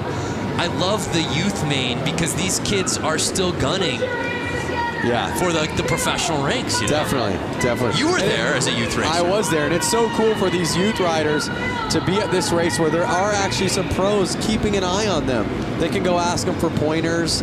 They can go ask their opinion. So it's a really great race for the youth and for the new people to ask the pros, hey, what are you doing? Or, hey, we're on the exact same track. Well, let's watch him do it. Yeah. So now it's time for the main build to break down what these bikes are all about. Let's head back down to Johnny. Johnny, break down this class for us. Hey, you know, this is a pretty interesting class. This is actually a high school project where they take CB 175s and they've been working on them, machining them, kind of turning their own vibe on these motorcycles. And it's pretty cool because it's right here in Milwaukee that they're doing this. So it should be interesting. Oh, super cool. Thank you.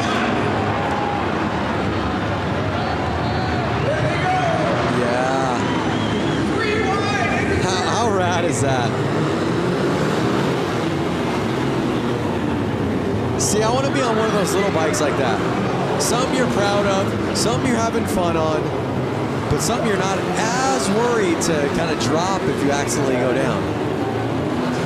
Miss Cho leading the way on the 35.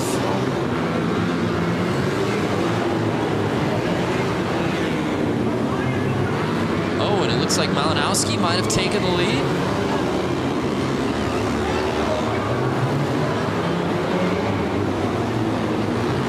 8 laps to go.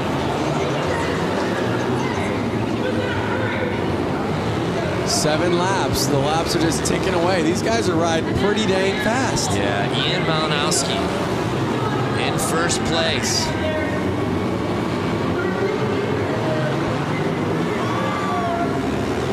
And now Ian's making the passes.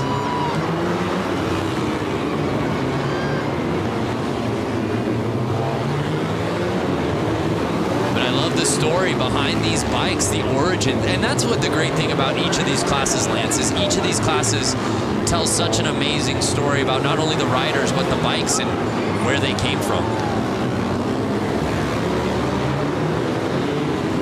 Look at the forks on that bike. Bop, bop, bop. They're kind of bouncing up and down. That's too soft of a fork, and that's going to make the bike actually have a hard time getting traction in the corner. That's going to slow him down. Malinowski, I saw a bike backwards, is covering so much real estate. Hitting outside, hitting inside, making passes both ways.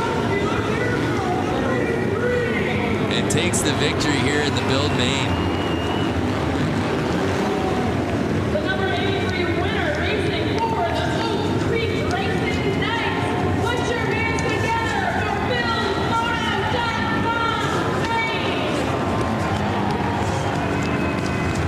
That class looks like fun. And to top it off, they had a lot of fun building those bikes. You built a bike earlier this week.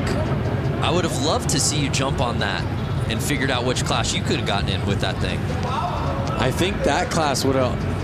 I know we have a couple cool classes coming up. It would have either had to have been hooligan, inappropriate class. I could absolutely see you. We could have gone out there in that one. I would say I would have signed up for the inappropriate class. Yeah, because it's a little bit of an inappropriate bike. It's a little too big. So what would your costume been? Oh boy. Well, the bike was styled as a more vintage bike, so I would have played the part and gone vintage. I would have been in some old school leathers. Nice. With kind of a helmet that Evo Knievel would have worn. Like a helmet that looks like you should be in a space shuttle. Well, partner, it's not too late. We move on to our next class. Get ready, it's the women's main. The ladies of Flat Out Friday hitting the course.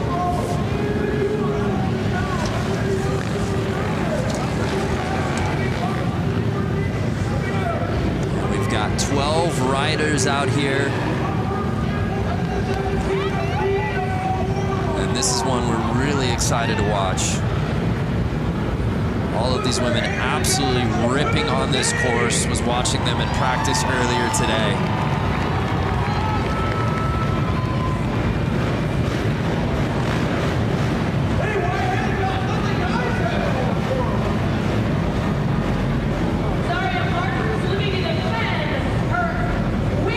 I see a lot of different CC bikes out there. CC's the cubic inch of the motorcycle, which the more cubic inch, the more power. But I'm seeing bikes that could be upwards of 450 cc's and then bikes that look to be somewhere in the neighborhood of 125 cc's. Yeah, let's bring in Johnny. Are you seeing that as well, Lance, just talking about the variation in cc's in this category? Oh, man, there's a big one. I don't even notice the last bike that pulled off to the start line was a Honda Rebel. Still has the taillight on it. But then you got racer girls that race full time, you know, like all season long. So there's a lot of really strong talent out here, and also a lot of beginners just getting out here for the first time. So we're getting ready to set it off for the women's main. We're having some troubles in the start right now. I'm seeing some gate jumps. I'm seeing some bike stalls. So I think it's their nerves kind of getting to them. And as Johnny said, you see it with hooligan racing. You see it at Flat Out Friday every year. Just so many different types of bikes, but you know you're at Flat Out Friday when you see a tail light out on the race course. Yep, getting bumped to the back. It was looking like she was having some clutch issues. She kept jumping the gate, but I don't think it was intentional. I think it was either nerves or it was something with the bike. Oh, there we are. Yeah, I'm seeing dirt bikes, but then I see a cruiser bike. Right, and that looks to be Zaria Martins. Oh, she has to be on the third line for those mistakes. They're off. Again, that inside line kind of being the promising one. It looks to be the number 11. Anna Lang.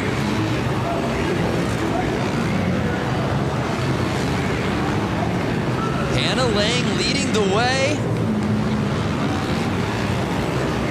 Annie Wyman now taking the lead away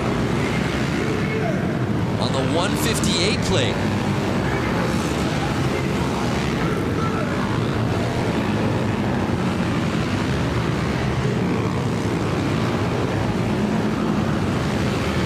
And you see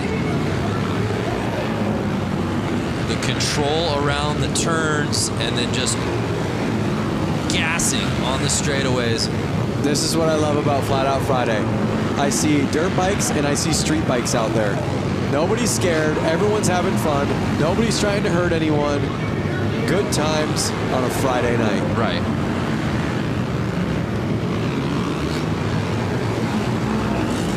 So it's Wyman still leading the way, with Megan Funk right behind her. 4 laps to go.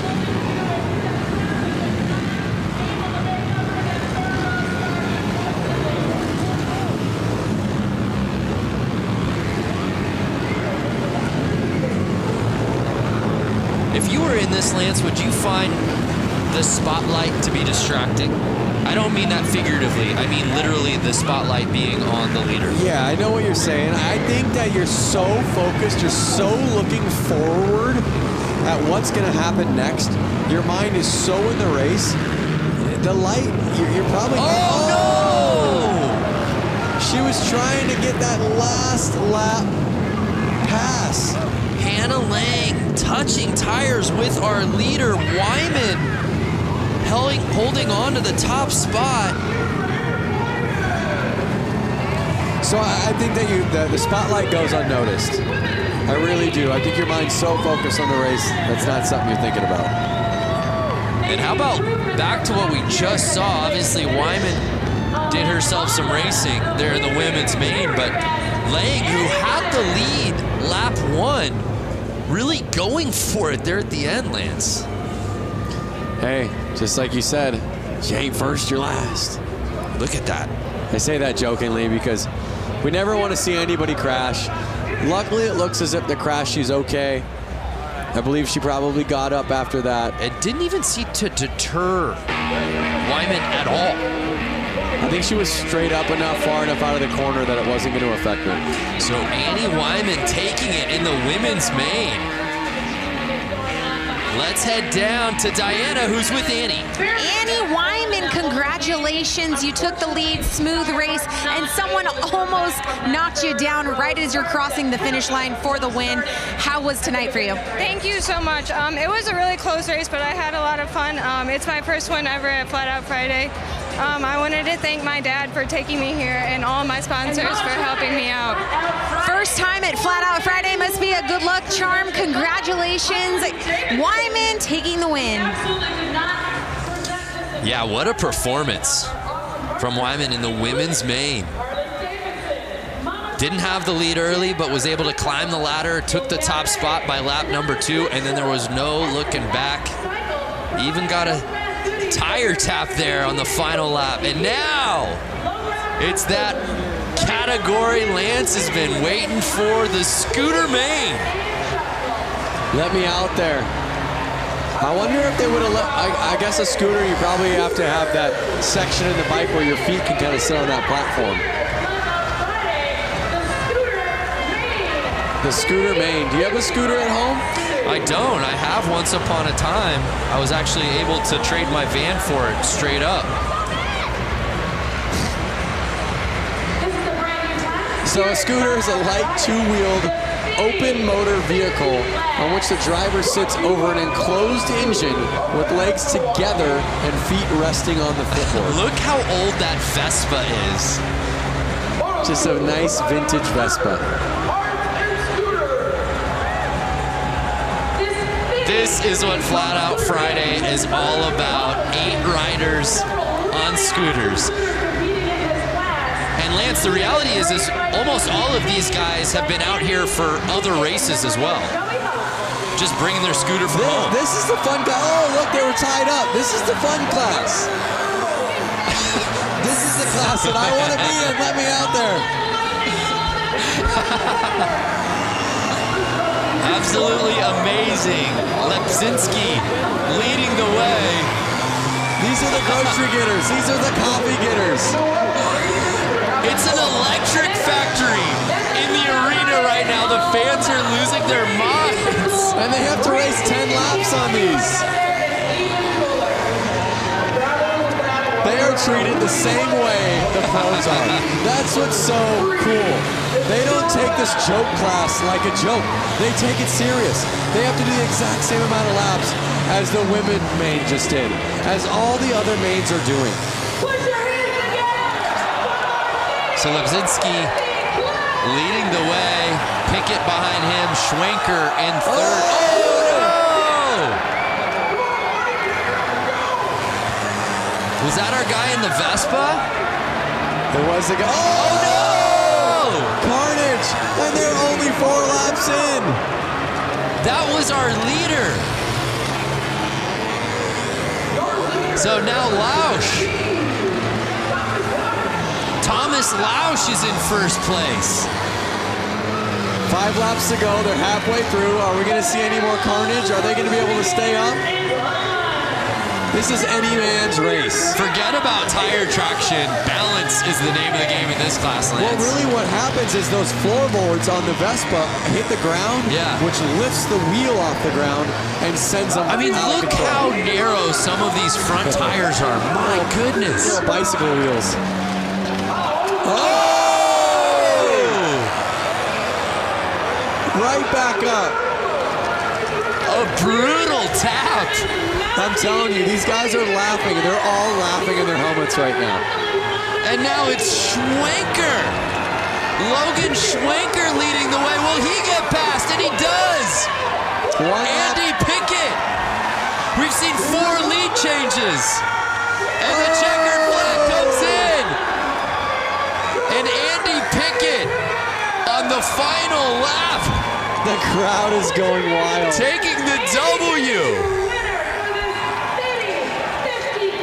There he goes.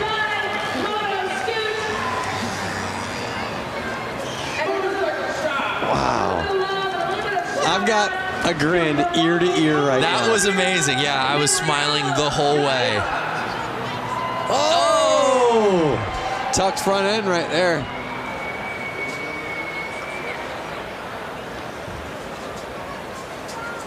Let's see what we have coming up.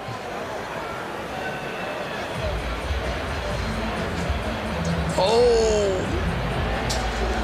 And just with so little weight between these guys' legs, it's like finding that balance. He's gonna feel that on Monday. He's gonna feel that tomorrow. A little bunny hopping across the finish line. The results officially coming in. And it was Andy Pickett, our fourth and final lead change, who was able to take the top spot away from Logan Schwenker. What a race, a crowd pleaser. Let's send it down to Diana, who's with Andy.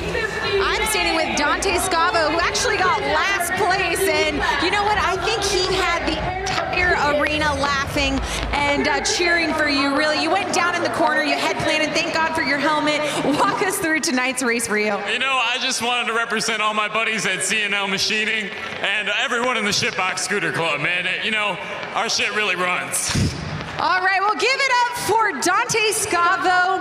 He had all y'all entertained for tonight. Thank you so much, Dante. Guys, back up to you. Thanks, Diana. Make this your year to ride. Learn from the experts and get 50% off the Harley-Davidson Riding Academy. There's a new rider course. Use the code right now. We're giving you the code. RIDE50. Limited quantity available. The offer ends 3/3. That's March 3rd. That's just 3 weeks away. Less than 3 weeks. h-d.com/learn to ride for more info. Get 50% off, Lance. Head over to h-d.com/learn to ride. So here we go, the PW50 main. This is where I started out, on a little PW50. Mine was pink, like you saw that first one. Was it really? A young Lance. How old of a boy were you? I was 4 years old. Get out of here. And you see that pink model was from like the late 80s, early 90s. And these bikes have not changed for, I would say, 30 plus years. That is just a testament to these bikes. So if you're thinking about getting your kid out there to ride, PW50 is a great bike, and they haven't changed in years, so you can get an old one, get a cheap one, get your kid out there on 2 wheels, and it's really something awesome for the family to do. Yeah, no doubt. There's a look at our field of 11 riders. We don't have ages on these kids, but they've obviously gotten the bug. I'm gonna guess between 4 and 8. Wow. I'm gonna say 4 and 6, actually. That's just amazing that a 4-year-old Lance Corey was out here. And they're off! And it's the 38 Braxton Jacobson. And look at their setups. It's just like the adults. They have the carpet on the boot. They have little mini boots, mini helmets, mini chest protectors. They are kitted. And Braxton says, "Excuse me, field, I came here to do a little racing." Just getting his lap on. And Lance, he is riding at another speed out here tonight. He is riding at another speed. He's looking a little big on the bike, so I'm gonna guess he's a little bit older. But once again, he fits that bike. He's out there racing, and he's having a blast. Perfect form. And the checkered flags are out. And was there any doubt? Braxton Jacobson with a wave to the crowd. What a pro here in the PW50s.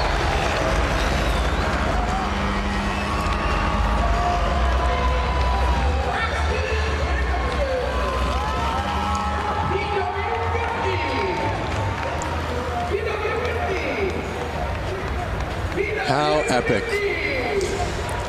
And he didn't have the inside positioning to start that race. He had to come from middle of the line there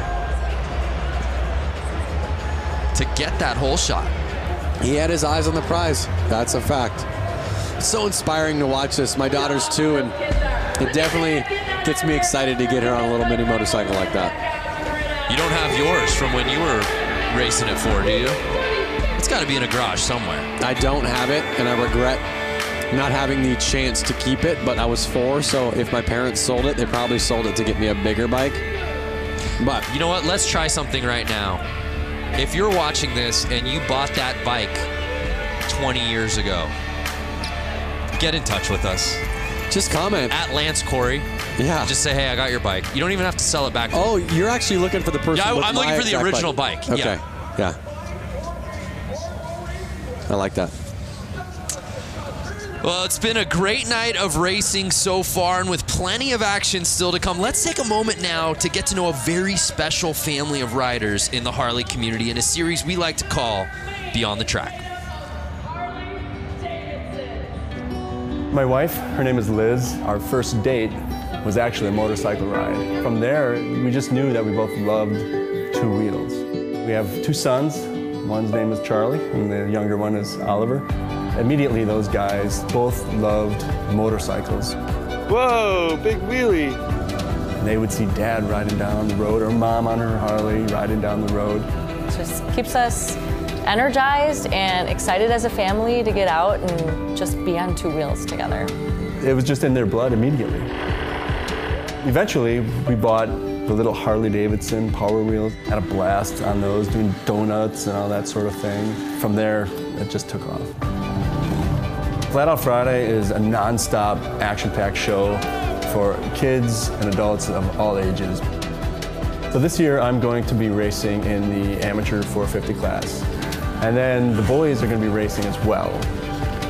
Now I get to be part of a pit crew, seeing as how my 4-year-old is racing his little PW50 this year for the first time. As a dad, seeing the kids out there and my wife getting out on her dirt bike, it brings me so much joy. Like, I'm just lucky that, you know, the boys got into it. I found a beautiful wife who loves it too. Now that is amazing, and that's what makes motorcycle racing and Flat Out Friday a truly family affair. You know, it's fitting, being in Harley-Davidson country, that Diana is joined by our next guest. Diana, who do you got for us? I'm standing here with some Harley-Davidson royalty. Bill Davidson, the great-grandson of William A. Davidson. It's an absolute honor to be standing here with you, especially here with the Flat Out Friday, the Mama Tried weekend. Thank you so much for coming. How has your week with Brewtown Throwdown been going so far? It has been outstanding. It's so exciting to be here tonight at Flat Out Friday. All the riders here, all the enthusiasts here, the excitement, you can hear it, you can see it. It's awesome. That's right. Well, you know what? We started our week off at Brewtown Throwdown. Then we head over to the museum, go to the restaurant, all that good stuff. You are the vice president of the Harley-Davidson Museum. If someone has never been there, what can they expect when they go there? Well, the Harley-Davidson Museum is like a treasure chest. It's over 115 years of Harley-Davidson. So you can just imagine the motorcycles, the memorabilia. We've got special products like Elvis Presley's Sportster. We've got a double-engine knucklehead called King Kong. Peter Fonda's Easy Rider motorcycle. It's an amazing place to come and visit and experience what Harley-Davidson has created over this 115-year time span. It's outstanding. It really is outstanding. I hung out at the museum during the 115th anniversary. I was busy nonetheless. I didn't even have to leave the museum because if I wanted lunch or dinner, I could just head over to Motor. There's so much more to do at the museum than see the museum. Absolutely. There's a great restaurant called Motor. There's a bar called the Can Room. We've got so many events that take place. We do bike nights there. And this summer, starting June 15th, we have a special exhibit that's called the Daredevil exhibit, which is going to be unbelievable. Some of the things that we're bringing in, like Evel Knievel's XR750. We have a motorcycle that's rocket powered. with helicopter blades, and it was designed to jump Niagara Falls. It's so amazing. If you guys haven't been to the museum, I mean, they go above and beyond there, and you guys won't want to miss the Daredevil exhibit. It's going to be coming around June 15th. June 15th. And you guys can't miss it. And is there anything else that when people are watching, what do they need to know about the Daredevil in the Harley-Davidson Museum? Well, you can't miss it. It's going to be spectacular. Some of the things we're gathering up actually from around the world, representing daredevils through the years, whether it's been on horses or bicycles or motorcycles or cars. It's going to be at the Harley-Davidson Museum this summer. Well, do not miss it. June 15th, Daredevil. Bill Davidson, such an honor to be standing next to you, and thank you so much for all of your family's history and lineage. Thank you. Brando, Lance, I'm going to send it back up to you guys. I bet you're jealous right now. We are peanut butter and jealous is what we are. And the Harley-Davidson Museum is worth the trip to Milwaukee alone. Whether you own a Harley-Davidson, whether you rode motorcycles or not, it is an institution. We love going there. I love the Harley-Davidson Museum. I love the food that they have there. I love the memorabilia that you can buy. Well, tonight's broadcast is brought to you by the all-new electric Livewire. Plug into a new kind of thrill.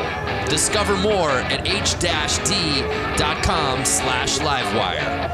And by Eagle Rider Rentals and Tours. With more than 150 locations in the United States, rent your dream bike for a road trip across town or across the country.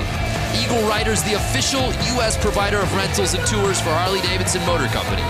Visit eaglerider.com to learn more. Well, the show moves on here at Flat Out Friday as we move on to our next class. It's time for the women's hooligan main race.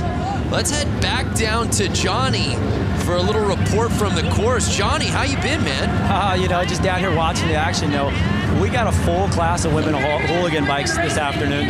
And to me, if you look at these women, there's not many over 5'10".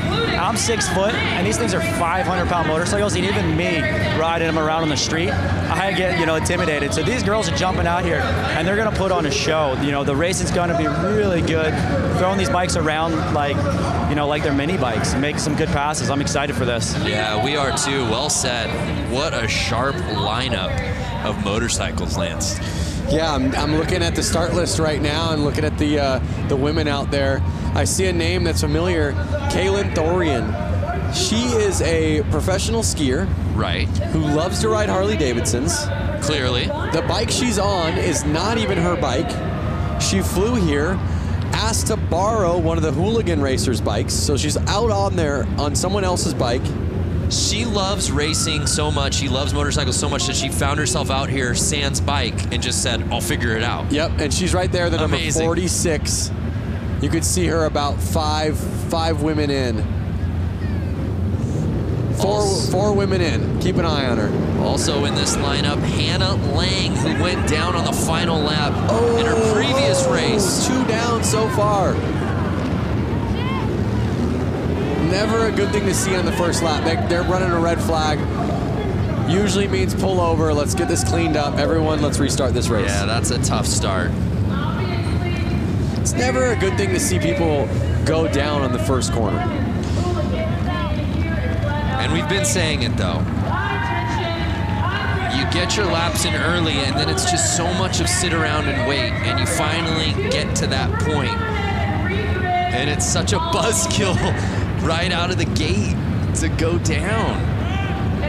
Oh, the man. adrenaline. Ooh. I'm worried. Was that Kaylin?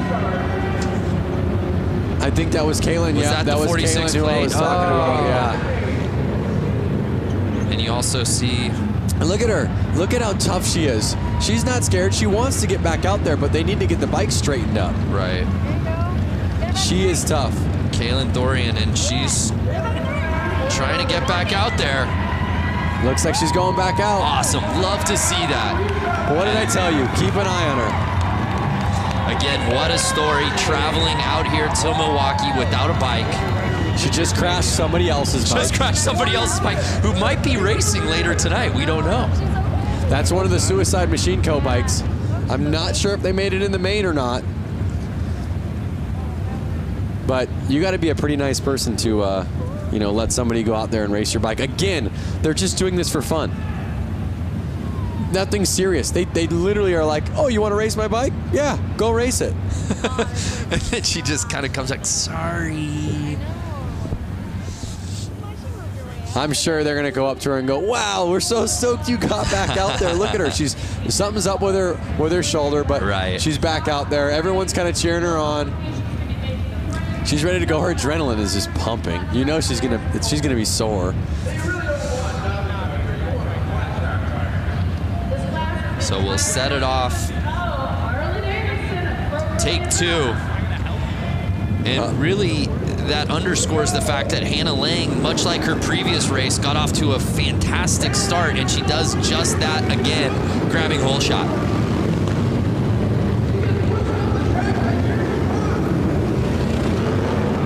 Hannah Lang looks to have qualified first, and now she's in the lead. We'll see if she can keep that fastest lap time in the front of the track.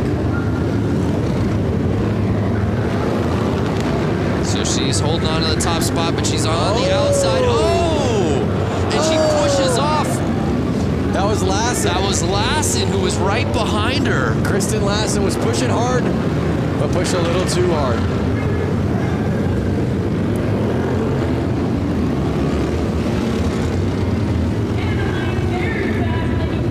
And now you're starting to see Lang lap. Orloff sitting behind her. But I don't know, it's still early, Lance, who's going to catch Hannah Lang?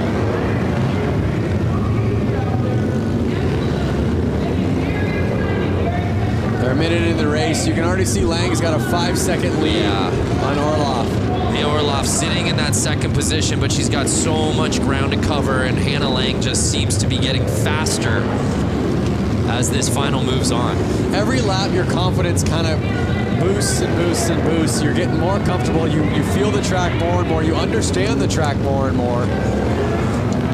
As long as you can keep your excitement level down, you can usually hold on to that win.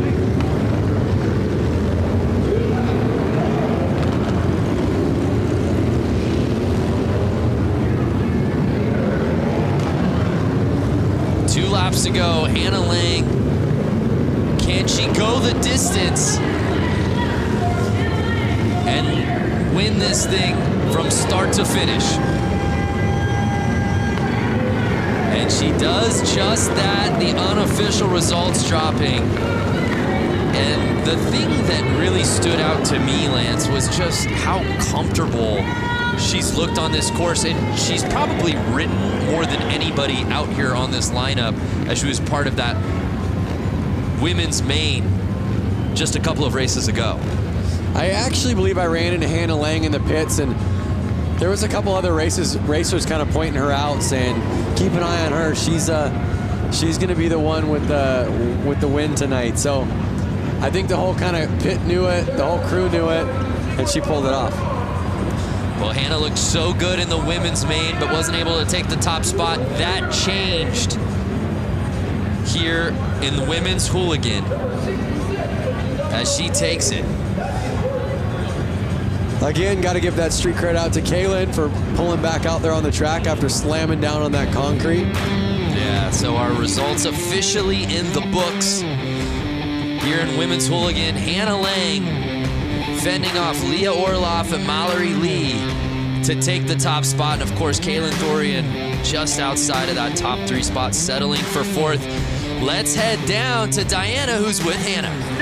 Standing next to the winner of not only this race here at Flat Out Friday, but at the 115th anniversary, she also won the Flat Out race. She's built this bike. Not only this, she dominates on the course. Hannah Lang, what makes you so superior to other women on the course? I guess I do come from a very good dirt track background, and I have a great team at West Bend Harley that builds great bikes, and they helped me build this one for this year. Well, she's taking home another win. Guys, we're going to send it back up to you. Hannah Lang taking the win here tonight. Yeah, Diana reminding us of just how good she was at the 115th. Yep. Late last year. Confidence is key. So we turn our attention now to the next class. It's time for the amateur main.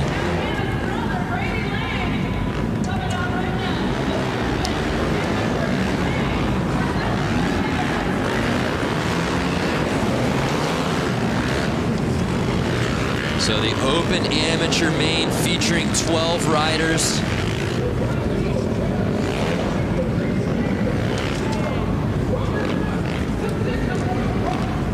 Headlined by some familiar names, including Matt Schmidt.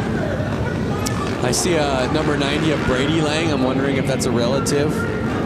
Oh yeah, of Hannah, possibly. A family of racers. Our boy Brewski, back in the mix. Ezra Brewski. I saw Cody Funk earlier racing. See him out there again.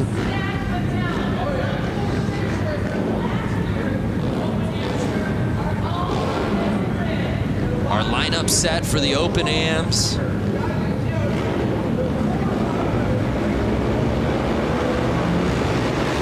Chaz Maimon Jr. on the inside. Can he grab the lead early? He does just that.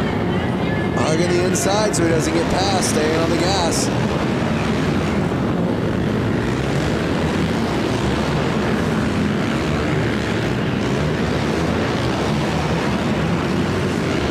The nerves are up right now, 10 laps to go, and these guys are on the gas.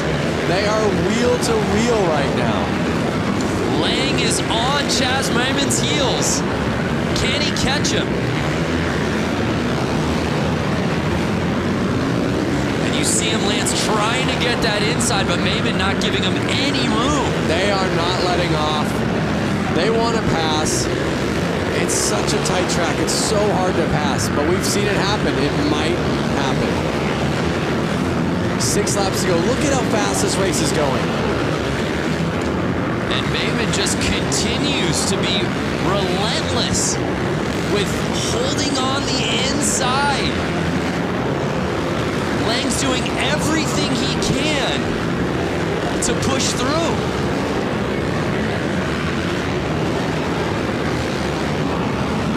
Now, when you're sitting in that second spot, as Lang is, you know the strategy. I've got to get to the inside. I got to get to the inside, and you're not getting it. At what point do you just figure out, I got to make this pass one way or another?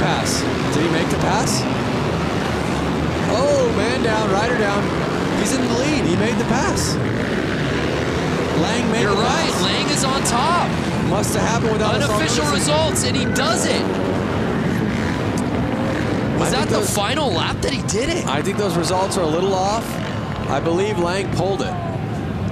Lang is on the 90 plate. Yep. And so he sure looks like he did. Lang wins the women's class. Lang wins the open amateur class. So what you're saying is when you register for these races, you should write last name Lang. What I'm saying is the Langs trained together. The Lang train. Yep, and they knew exactly what to do. There's the pass right there. Whoa. We said it. All race long, Lang was just looking for that opening. Do not give him the slightest daylight because he was going to take advantage of it. Flagger, almost down for the count.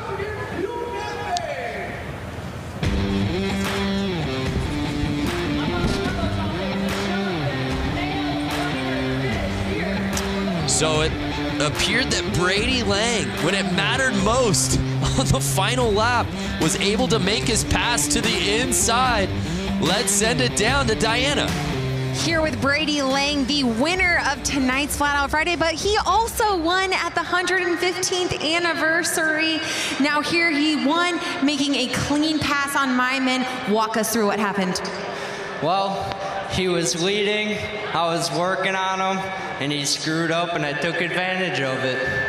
Taking advantage of it. And I know for those of you watching on Facebook Live right now, you can't hear the crowd, but you know what? That one got him good. Is there anyone that you would like to thank and also congratulate your sister, both you guys winning here tonight? Yeah, I'd definitely like to thank Southeast Sales, West Bend Harley, Spectral Oils, Bell Helmets, Trier Distributing, Moose Racing, Promotion, and that's all I can think of for now. All right, congratulations. Another Lang on the podium. Brando, Lance, back to you.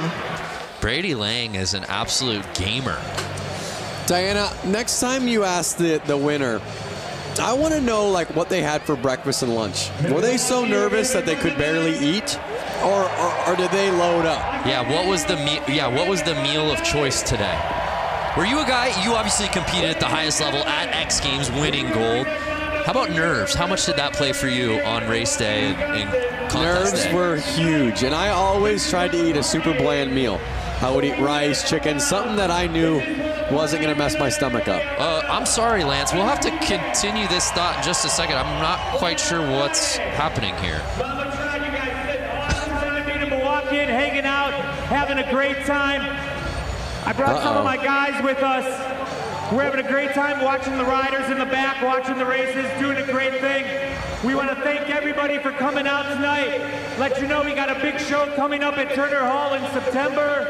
We got a couple other big shows coming up. We hope to see you guys if you're in town. I want everyone tonight, have a drink, have a good time, get a little rowdy, get a little crazy. It's become rogue down here on the course. Diana, what's going on down there? You know what? I have a little bit of wrestling experience, and this to me looks like a showdown. Oh my goodness. You're so lucky, Brandon, that you're not down here because I feel like they would break you up into little pieces. Oh, wow. They would just chew you up. Tell me how you really feel. Jeez. Oh no, they're not gonna. Diana, they're not gonna throw him on this table, are they? No. Whoa. Thank you, Milwaukee. Lance, the man has a family, Lance. What did they put in their Wheaties this morning, guys? That's what I want to know. They just threw that man on a table and broke the table. Was that Vance or Lance? Hey now, hey that was now. Lance's alter ego, Vance. You know, that's got me thinking, Diana, Lance.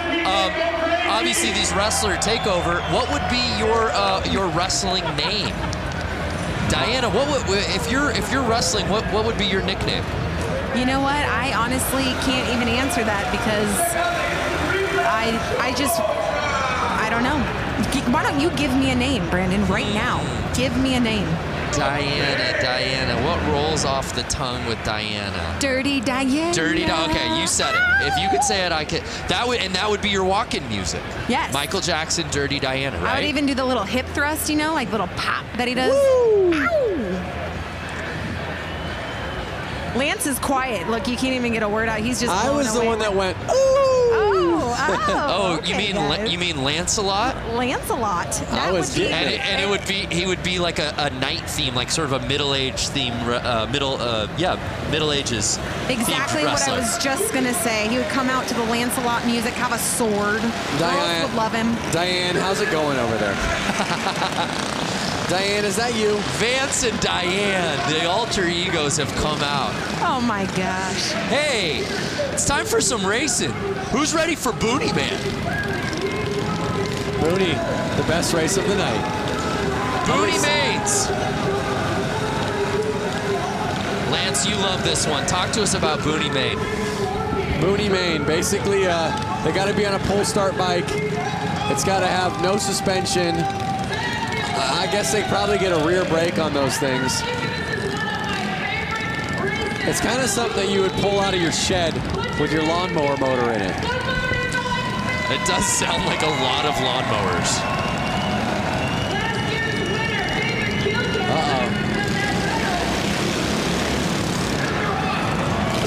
Oh, JJ Flaherty out in the lead with his white leathers. JJ Flaherty's a local out here. He is. He didn't make the main for the hooligan class, which I'm sure he's bummed about, but that's why he brought this bike out, because he wanted more laps and he wanted more racing. JJ Flaherty, an absolute fan favorite. I was walking the concourse earlier this evening, and kids were beyond stoked to meet him and get his autograph out here tonight. A lot of JJ fans here at Panther Arena. You see David Kilkenny right behind him.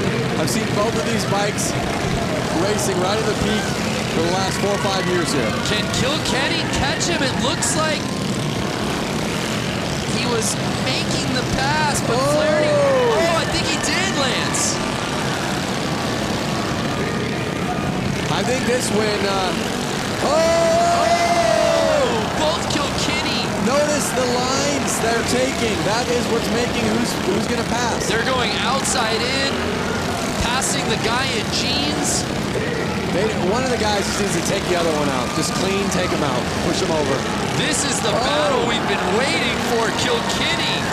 Over the jump, the only time I've seen it used. Kilkenny versus Flaherty in the booty main. Can Flaherty get the lead back? Take him out, Flaherty, take him out.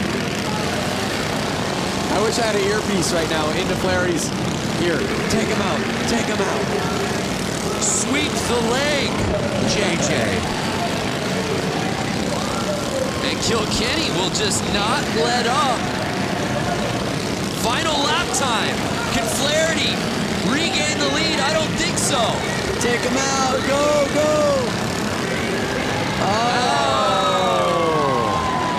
And Kilkenny wheeling his way into first place. That was a fun one. And look at that. They're both hyped. Pumping each other up. It's all good fun and games. I mean, this race tonight, all these races is almost like no different than meeting your friend at the park for a Friday evening basketball game. It's more just about getting out there and having fun. That they did. Ooh, rubbing is racing. The Booney main. Be nice if we got a little Gucci main maybe playing in arena during that race. For the Booney main? For the Booney main. Killing me. You're killing me. How about Flaherty looked unstoppable in that thing? But it was David Kilkenny who grabbed that lead and wouldn't let go. David Kilkenny winning Booney main. Let's head down to Diana, who's with David. David Kilkenny dominating out here. David, you were working in and out with JJ Flaherty. Walk us through why you're so dominant over him. I don't know. I think we just ride together a lot, and I don't know. We both like to have fun on these silly little bikes. Well, why didn't you just punt him off in the corner? I don't know. I mean, I was just playing with JJ. We just kind of play back and forth, and whoever wins, wins. Well, congratulations. No stranger here to the podium. David Kilkenny taking the win here for the Booney bike. Whoever wins, wins. Isn't that the spirit of Flat Out Friday? I mean, that's the slogan right there. You're winning if you're out there. Whoever wins, wins. Shrug the shoulders. Exactly.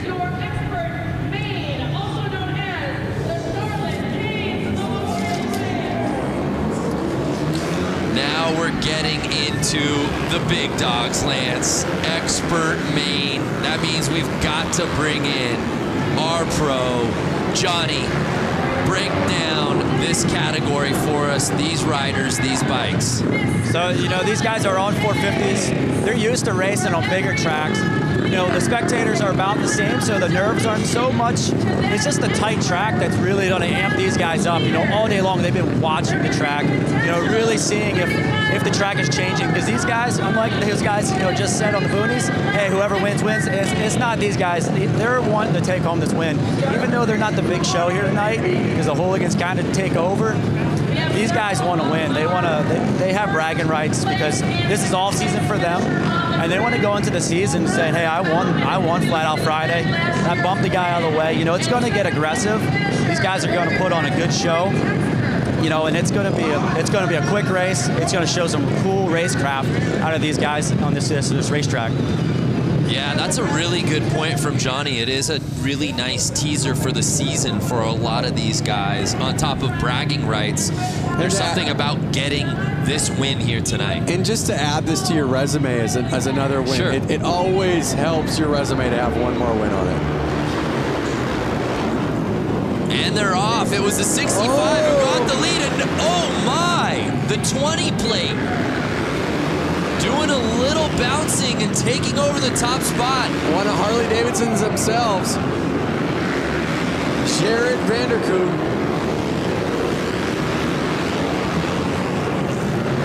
You see him. They're already getting into lap traffic. This is going to get gnarly. This is absolute mayhem here in the Expert Main. These bikes are never standing up at a 45 degree to the ground. They are actually at a 90 degree to the ground. They're at a 45 the whole time. I know you can't see it because there's not a camera. Lance literally pulled out a protractor out of his pocket and started putting the degrees to make sure he said it right. They are never getting they're staying at a 45 degree. They're never getting even to a 90 degree to the ground. So Vanderkooi in first place. Oh, a little tap. Like, get out of my way. As he's making the this. laps. Bronson Bowman behind him. Corey Texter sitting in third. And I don't know if Johnny's mic is open. Johnny, can you hear us down there? Hear you loud and clear, man. Yeah, talk to us so far. We're early in this race, man, but the level of racing. Loud for me. I can't hear you guys. I really want to hear from Johnny on what's happening right now. That's how loud it is down there. Yeah. They are on the gas. Oh, he's down. He's down. And Vanderkooi going down, our current leader, no! Which creates an opening for Bowman. 22 laps left, though. Still plenty of time. The longest race we've seen tonight, but this may go by the quickest because of how fast they are going.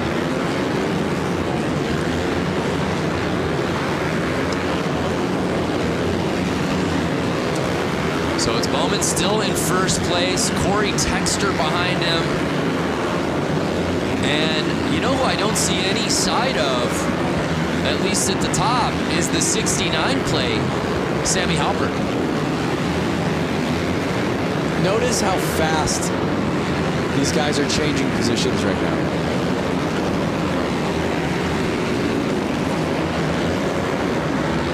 Jared's already back to third place. He's 4 seconds off the leader. Can he reel him back in? And Bowman is just full throttle on this track here tonight.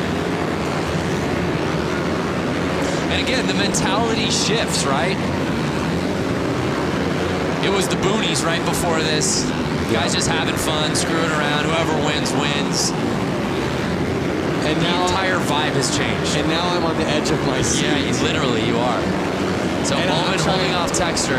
I'm trying to just pay attention to who's staying in the lead right now.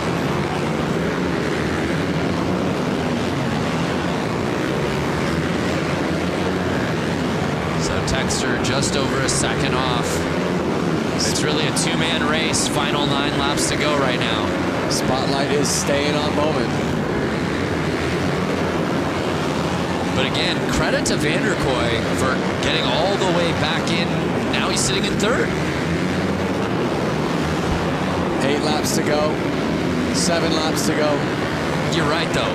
In the blink of an eye, we went 25 down to 6 laps. Yep. That 1/16th track will do that to you.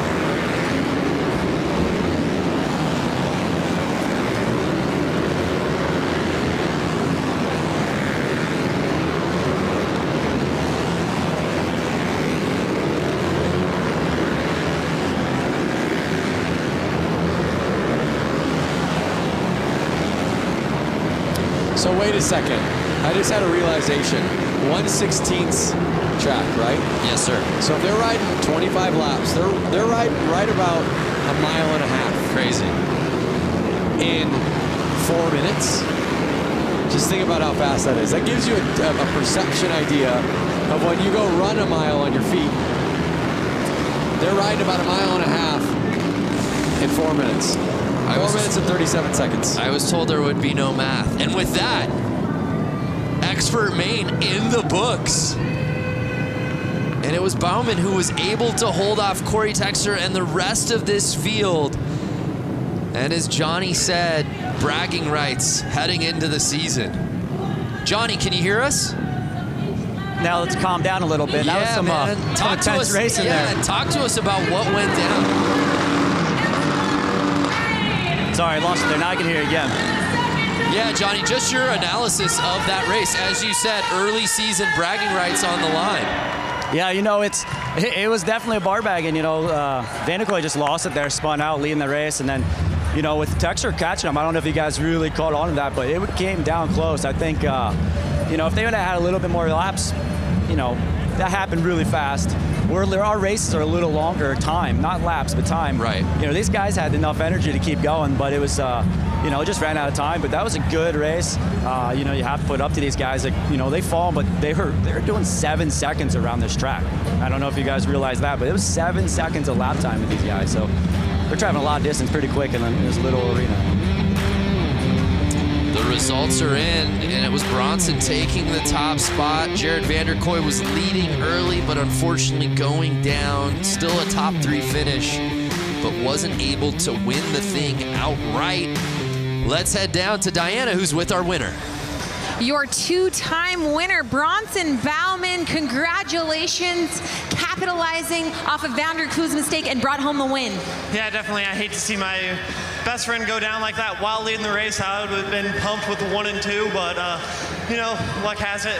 Last year I crashed during the main event and picked it back up and got the win. So to get the win again here tonight, 2 years in a row is awesome.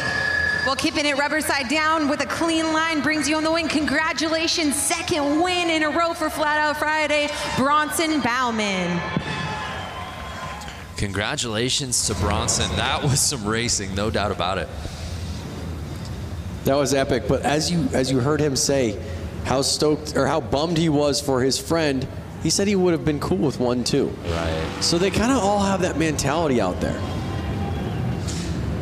And the lights are down, which can only mean one thing. It's time for some hooligans. Is it the hooligans already? This should be the open hooligan main. Wow.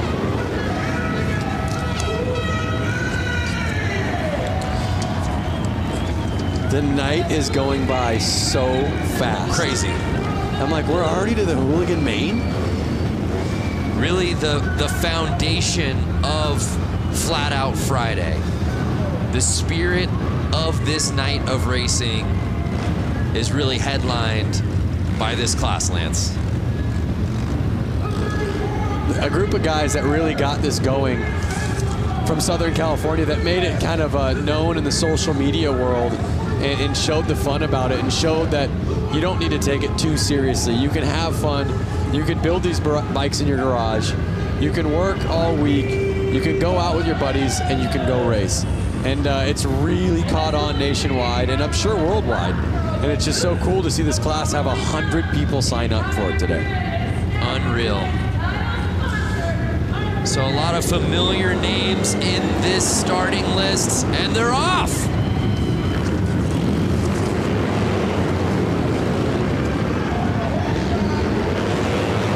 You see the 100 and Nick Mattia out in the lead right now, holding on.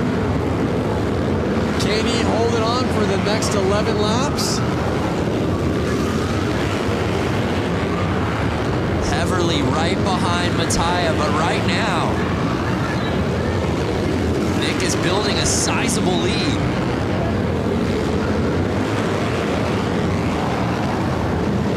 And now Mishler passing Heverly, for right behind Mattia. Can Danny Mishler bring it and try to find an opening?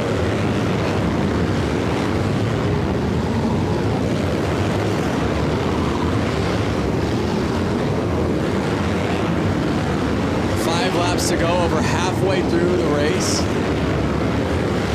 Nick Mattia just making this thing look effortless. You can see how calm he looks. You can see how smooth he looks. And that's what really you see in most winners. Now Benny Carlson has jumped up into second place. Oh no! Heverly passing Carlson for second. I don't know who's going to be able to touch Nick Mattia for that top spot. As he he passes the checkered flag. Nick Mattia getting the whole shot and never looking back.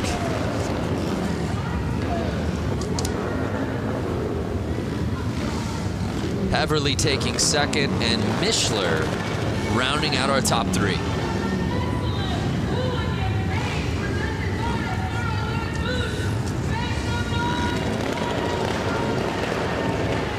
Look at that, rubbing his racing. Yeah, there's a great look on the inside.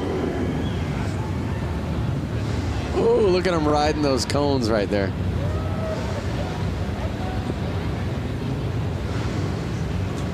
But Nick Mattia. Is this the crash? Look at that. Yeah. See what it is? The side of the motorcycle touches the ground, which lifts the rear wheel off the ground, losing all traction. Bike goes sliding. So Nick Mattia taking the win, heavily contested though. It was really a battle for second place between Carlson, Mishler, and eventually Heverly, who ends up taking that spot. But it was Nick Mattia winning the Hooligan Main. Let's head down to Diana, who's with Nick. Standing with the winner, Nick Mattia, congratulations, taking the whole shot and running a clean, solid race to the finish. Yeah, thanks to my dad and everybody that helps me so much. I got a rocket start and was able to get out front and just kind of put in some consistent laps. You were just telling me that you pretty much came here and reclaimed the Mattia name. I'm not going to say that there's a ton of weight on my shoulders, but I felt like I needed to do something after my brother's crash last year, riding Charlotte's bike with 2 laps to go. And I'm happy to bring home the win, especially for him. He just had knee constructive surgery, and he couldn't be here today, but this win is for him because I know he wants to be here. Well, a huge win. Congratulations to Nick Mattia and the entire Mattia family. Brando Lance, up to you. Yeah, thank you, Diana. Nick Mattia leaving no doubt about it. We turn our attention now to one of my favorites, the Vintage. The Vintage Main.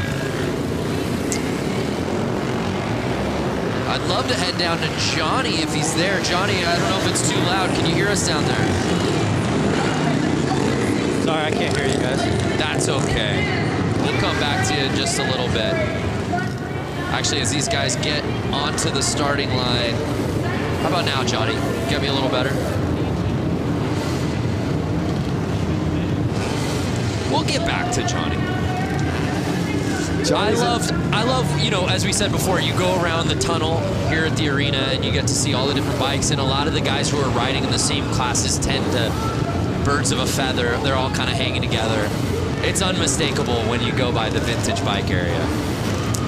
It is unmistakable, and I think if I had a vintage bike, I'd be out there racing it too. I feel like you do have a vintage bike, do you not? I have a 56 Panhead. Now, I would not be racing that. You wouldn't take that out? It's not really, it's a chopper. It's not really a race bike.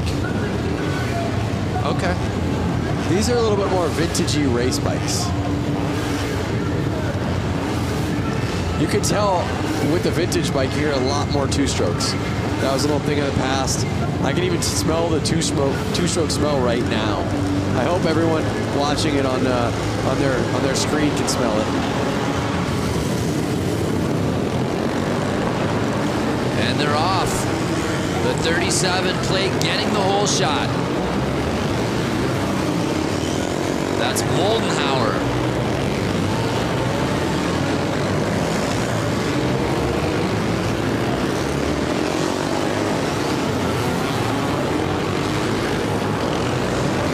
Really neat, Lance, was watching this class out during the Harley-Davidson. Oh, look at that. Oh! Couple bikes down. I'm not sure if they've broken down on them.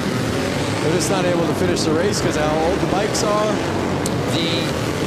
To finish that thought, the Harley-Davidson 115th anniversary races, when we did the beach race. Yep. And seeing a lot of these vintage bikes out racing on the sand. That was incredible. So Moldenhauer really just kind of weekend cruising right now to the lead. Yeah, it doesn't look like anybody. Doesn't look like anybody's pushing too hard. I think those vintage bikes might be dropping some oil on the track, which is making all these riders go down.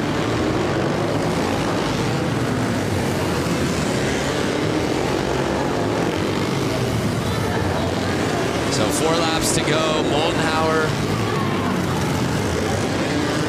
with an easy lead. Girono behind him. He's kind of right on him. It's not an easy lead. Yeah, Girono making it interesting now. He's catching the zero up. plate. He's right there. It's a little confusing because you see the 22 on his back and the 0 on his bike, so it was a minute to figure out who it was, but he held on. Yeah, Moldenhauer, you're right. It was just tough because he had built such a lead. You just felt like he was lapping everyone in the field. Yep. But he's able to hold on, and he gets the win.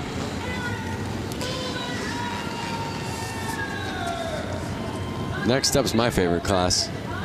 Name, Goofball. Yeah, I can't wait for that one. Same name that I call you. Yeah, Goofball. That'd be my wrestling name, I think. The Goofball.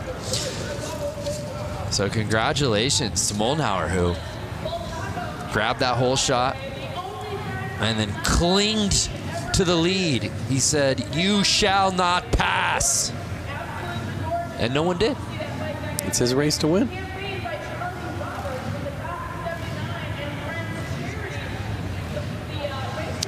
So the final results officially in.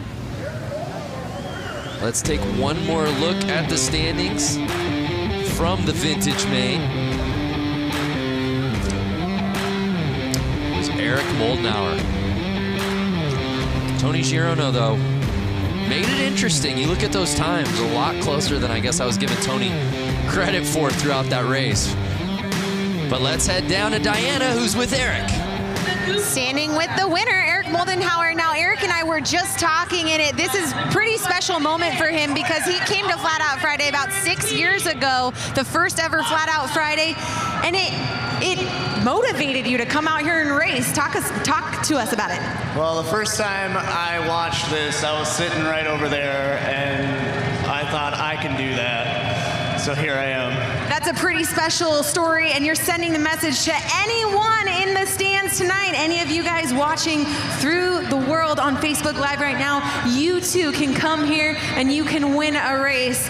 Motivated, how was that race for you? It was the best race I've ever had, so that was amazing.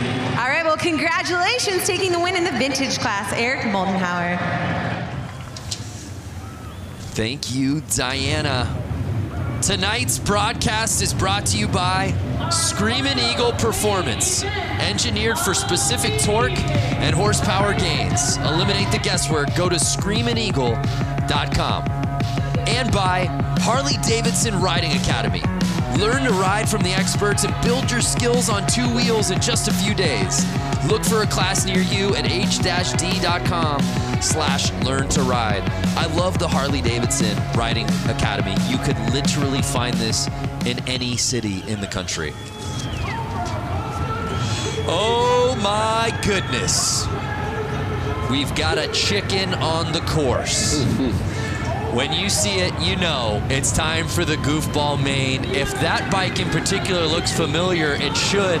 I believe that's the cop bike that won this class last year. And was a pizza bike at 1 year. Yeah. That team comes out pretty strong every year with a pretty rad build. So for the uninitiated, this is our final class of the evening, the Goofball Main. Costumes on the riders, bikes dressed accordingly. I believe I see a Devo member out there.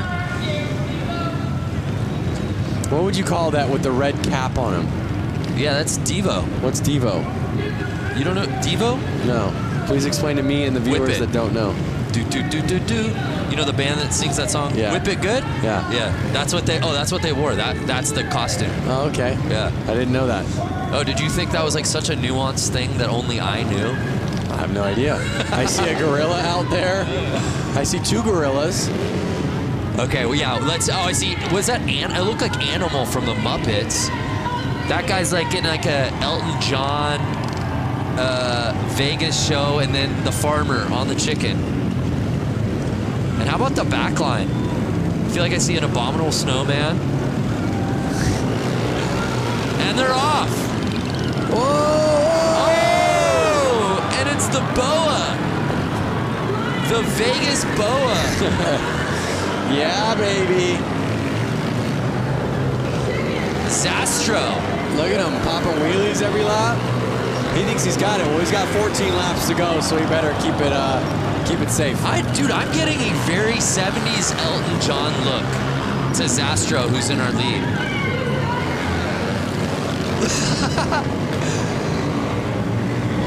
An unmistakable flair from Zastro around this course.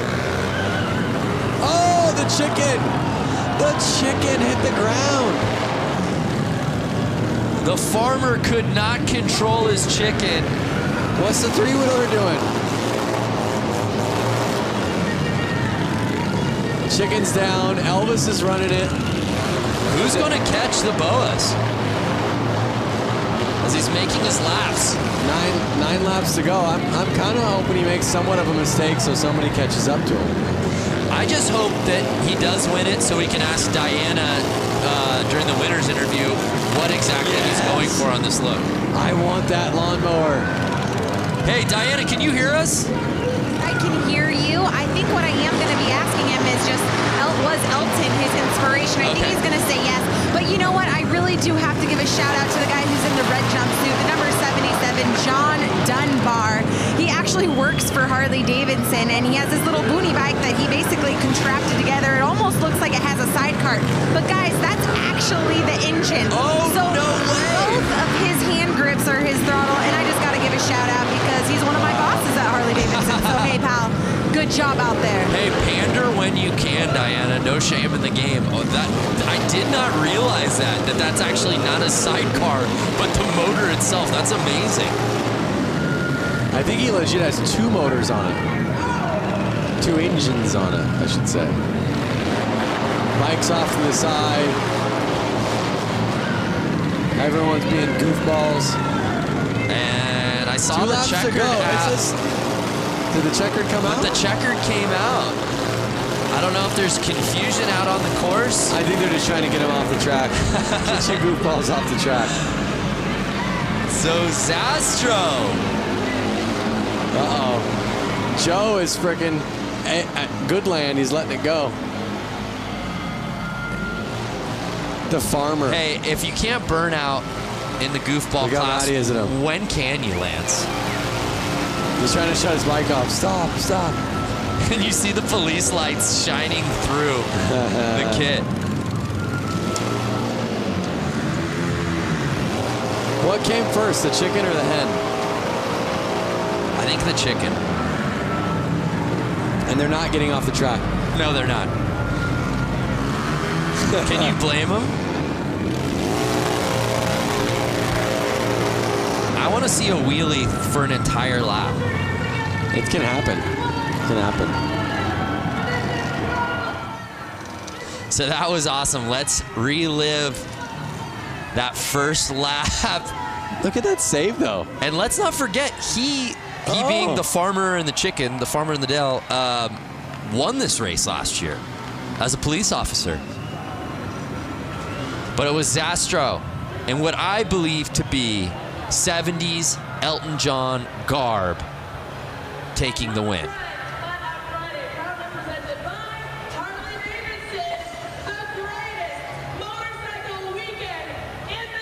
And again, you would wonder if the boas, just like tassels on some of the previous drivers, would inhibit the speed. It didn't do it at all. Look at how many guys are trying to stop Farmer from doing burnouts. Well, let's send it down to Diana, who's with our winner.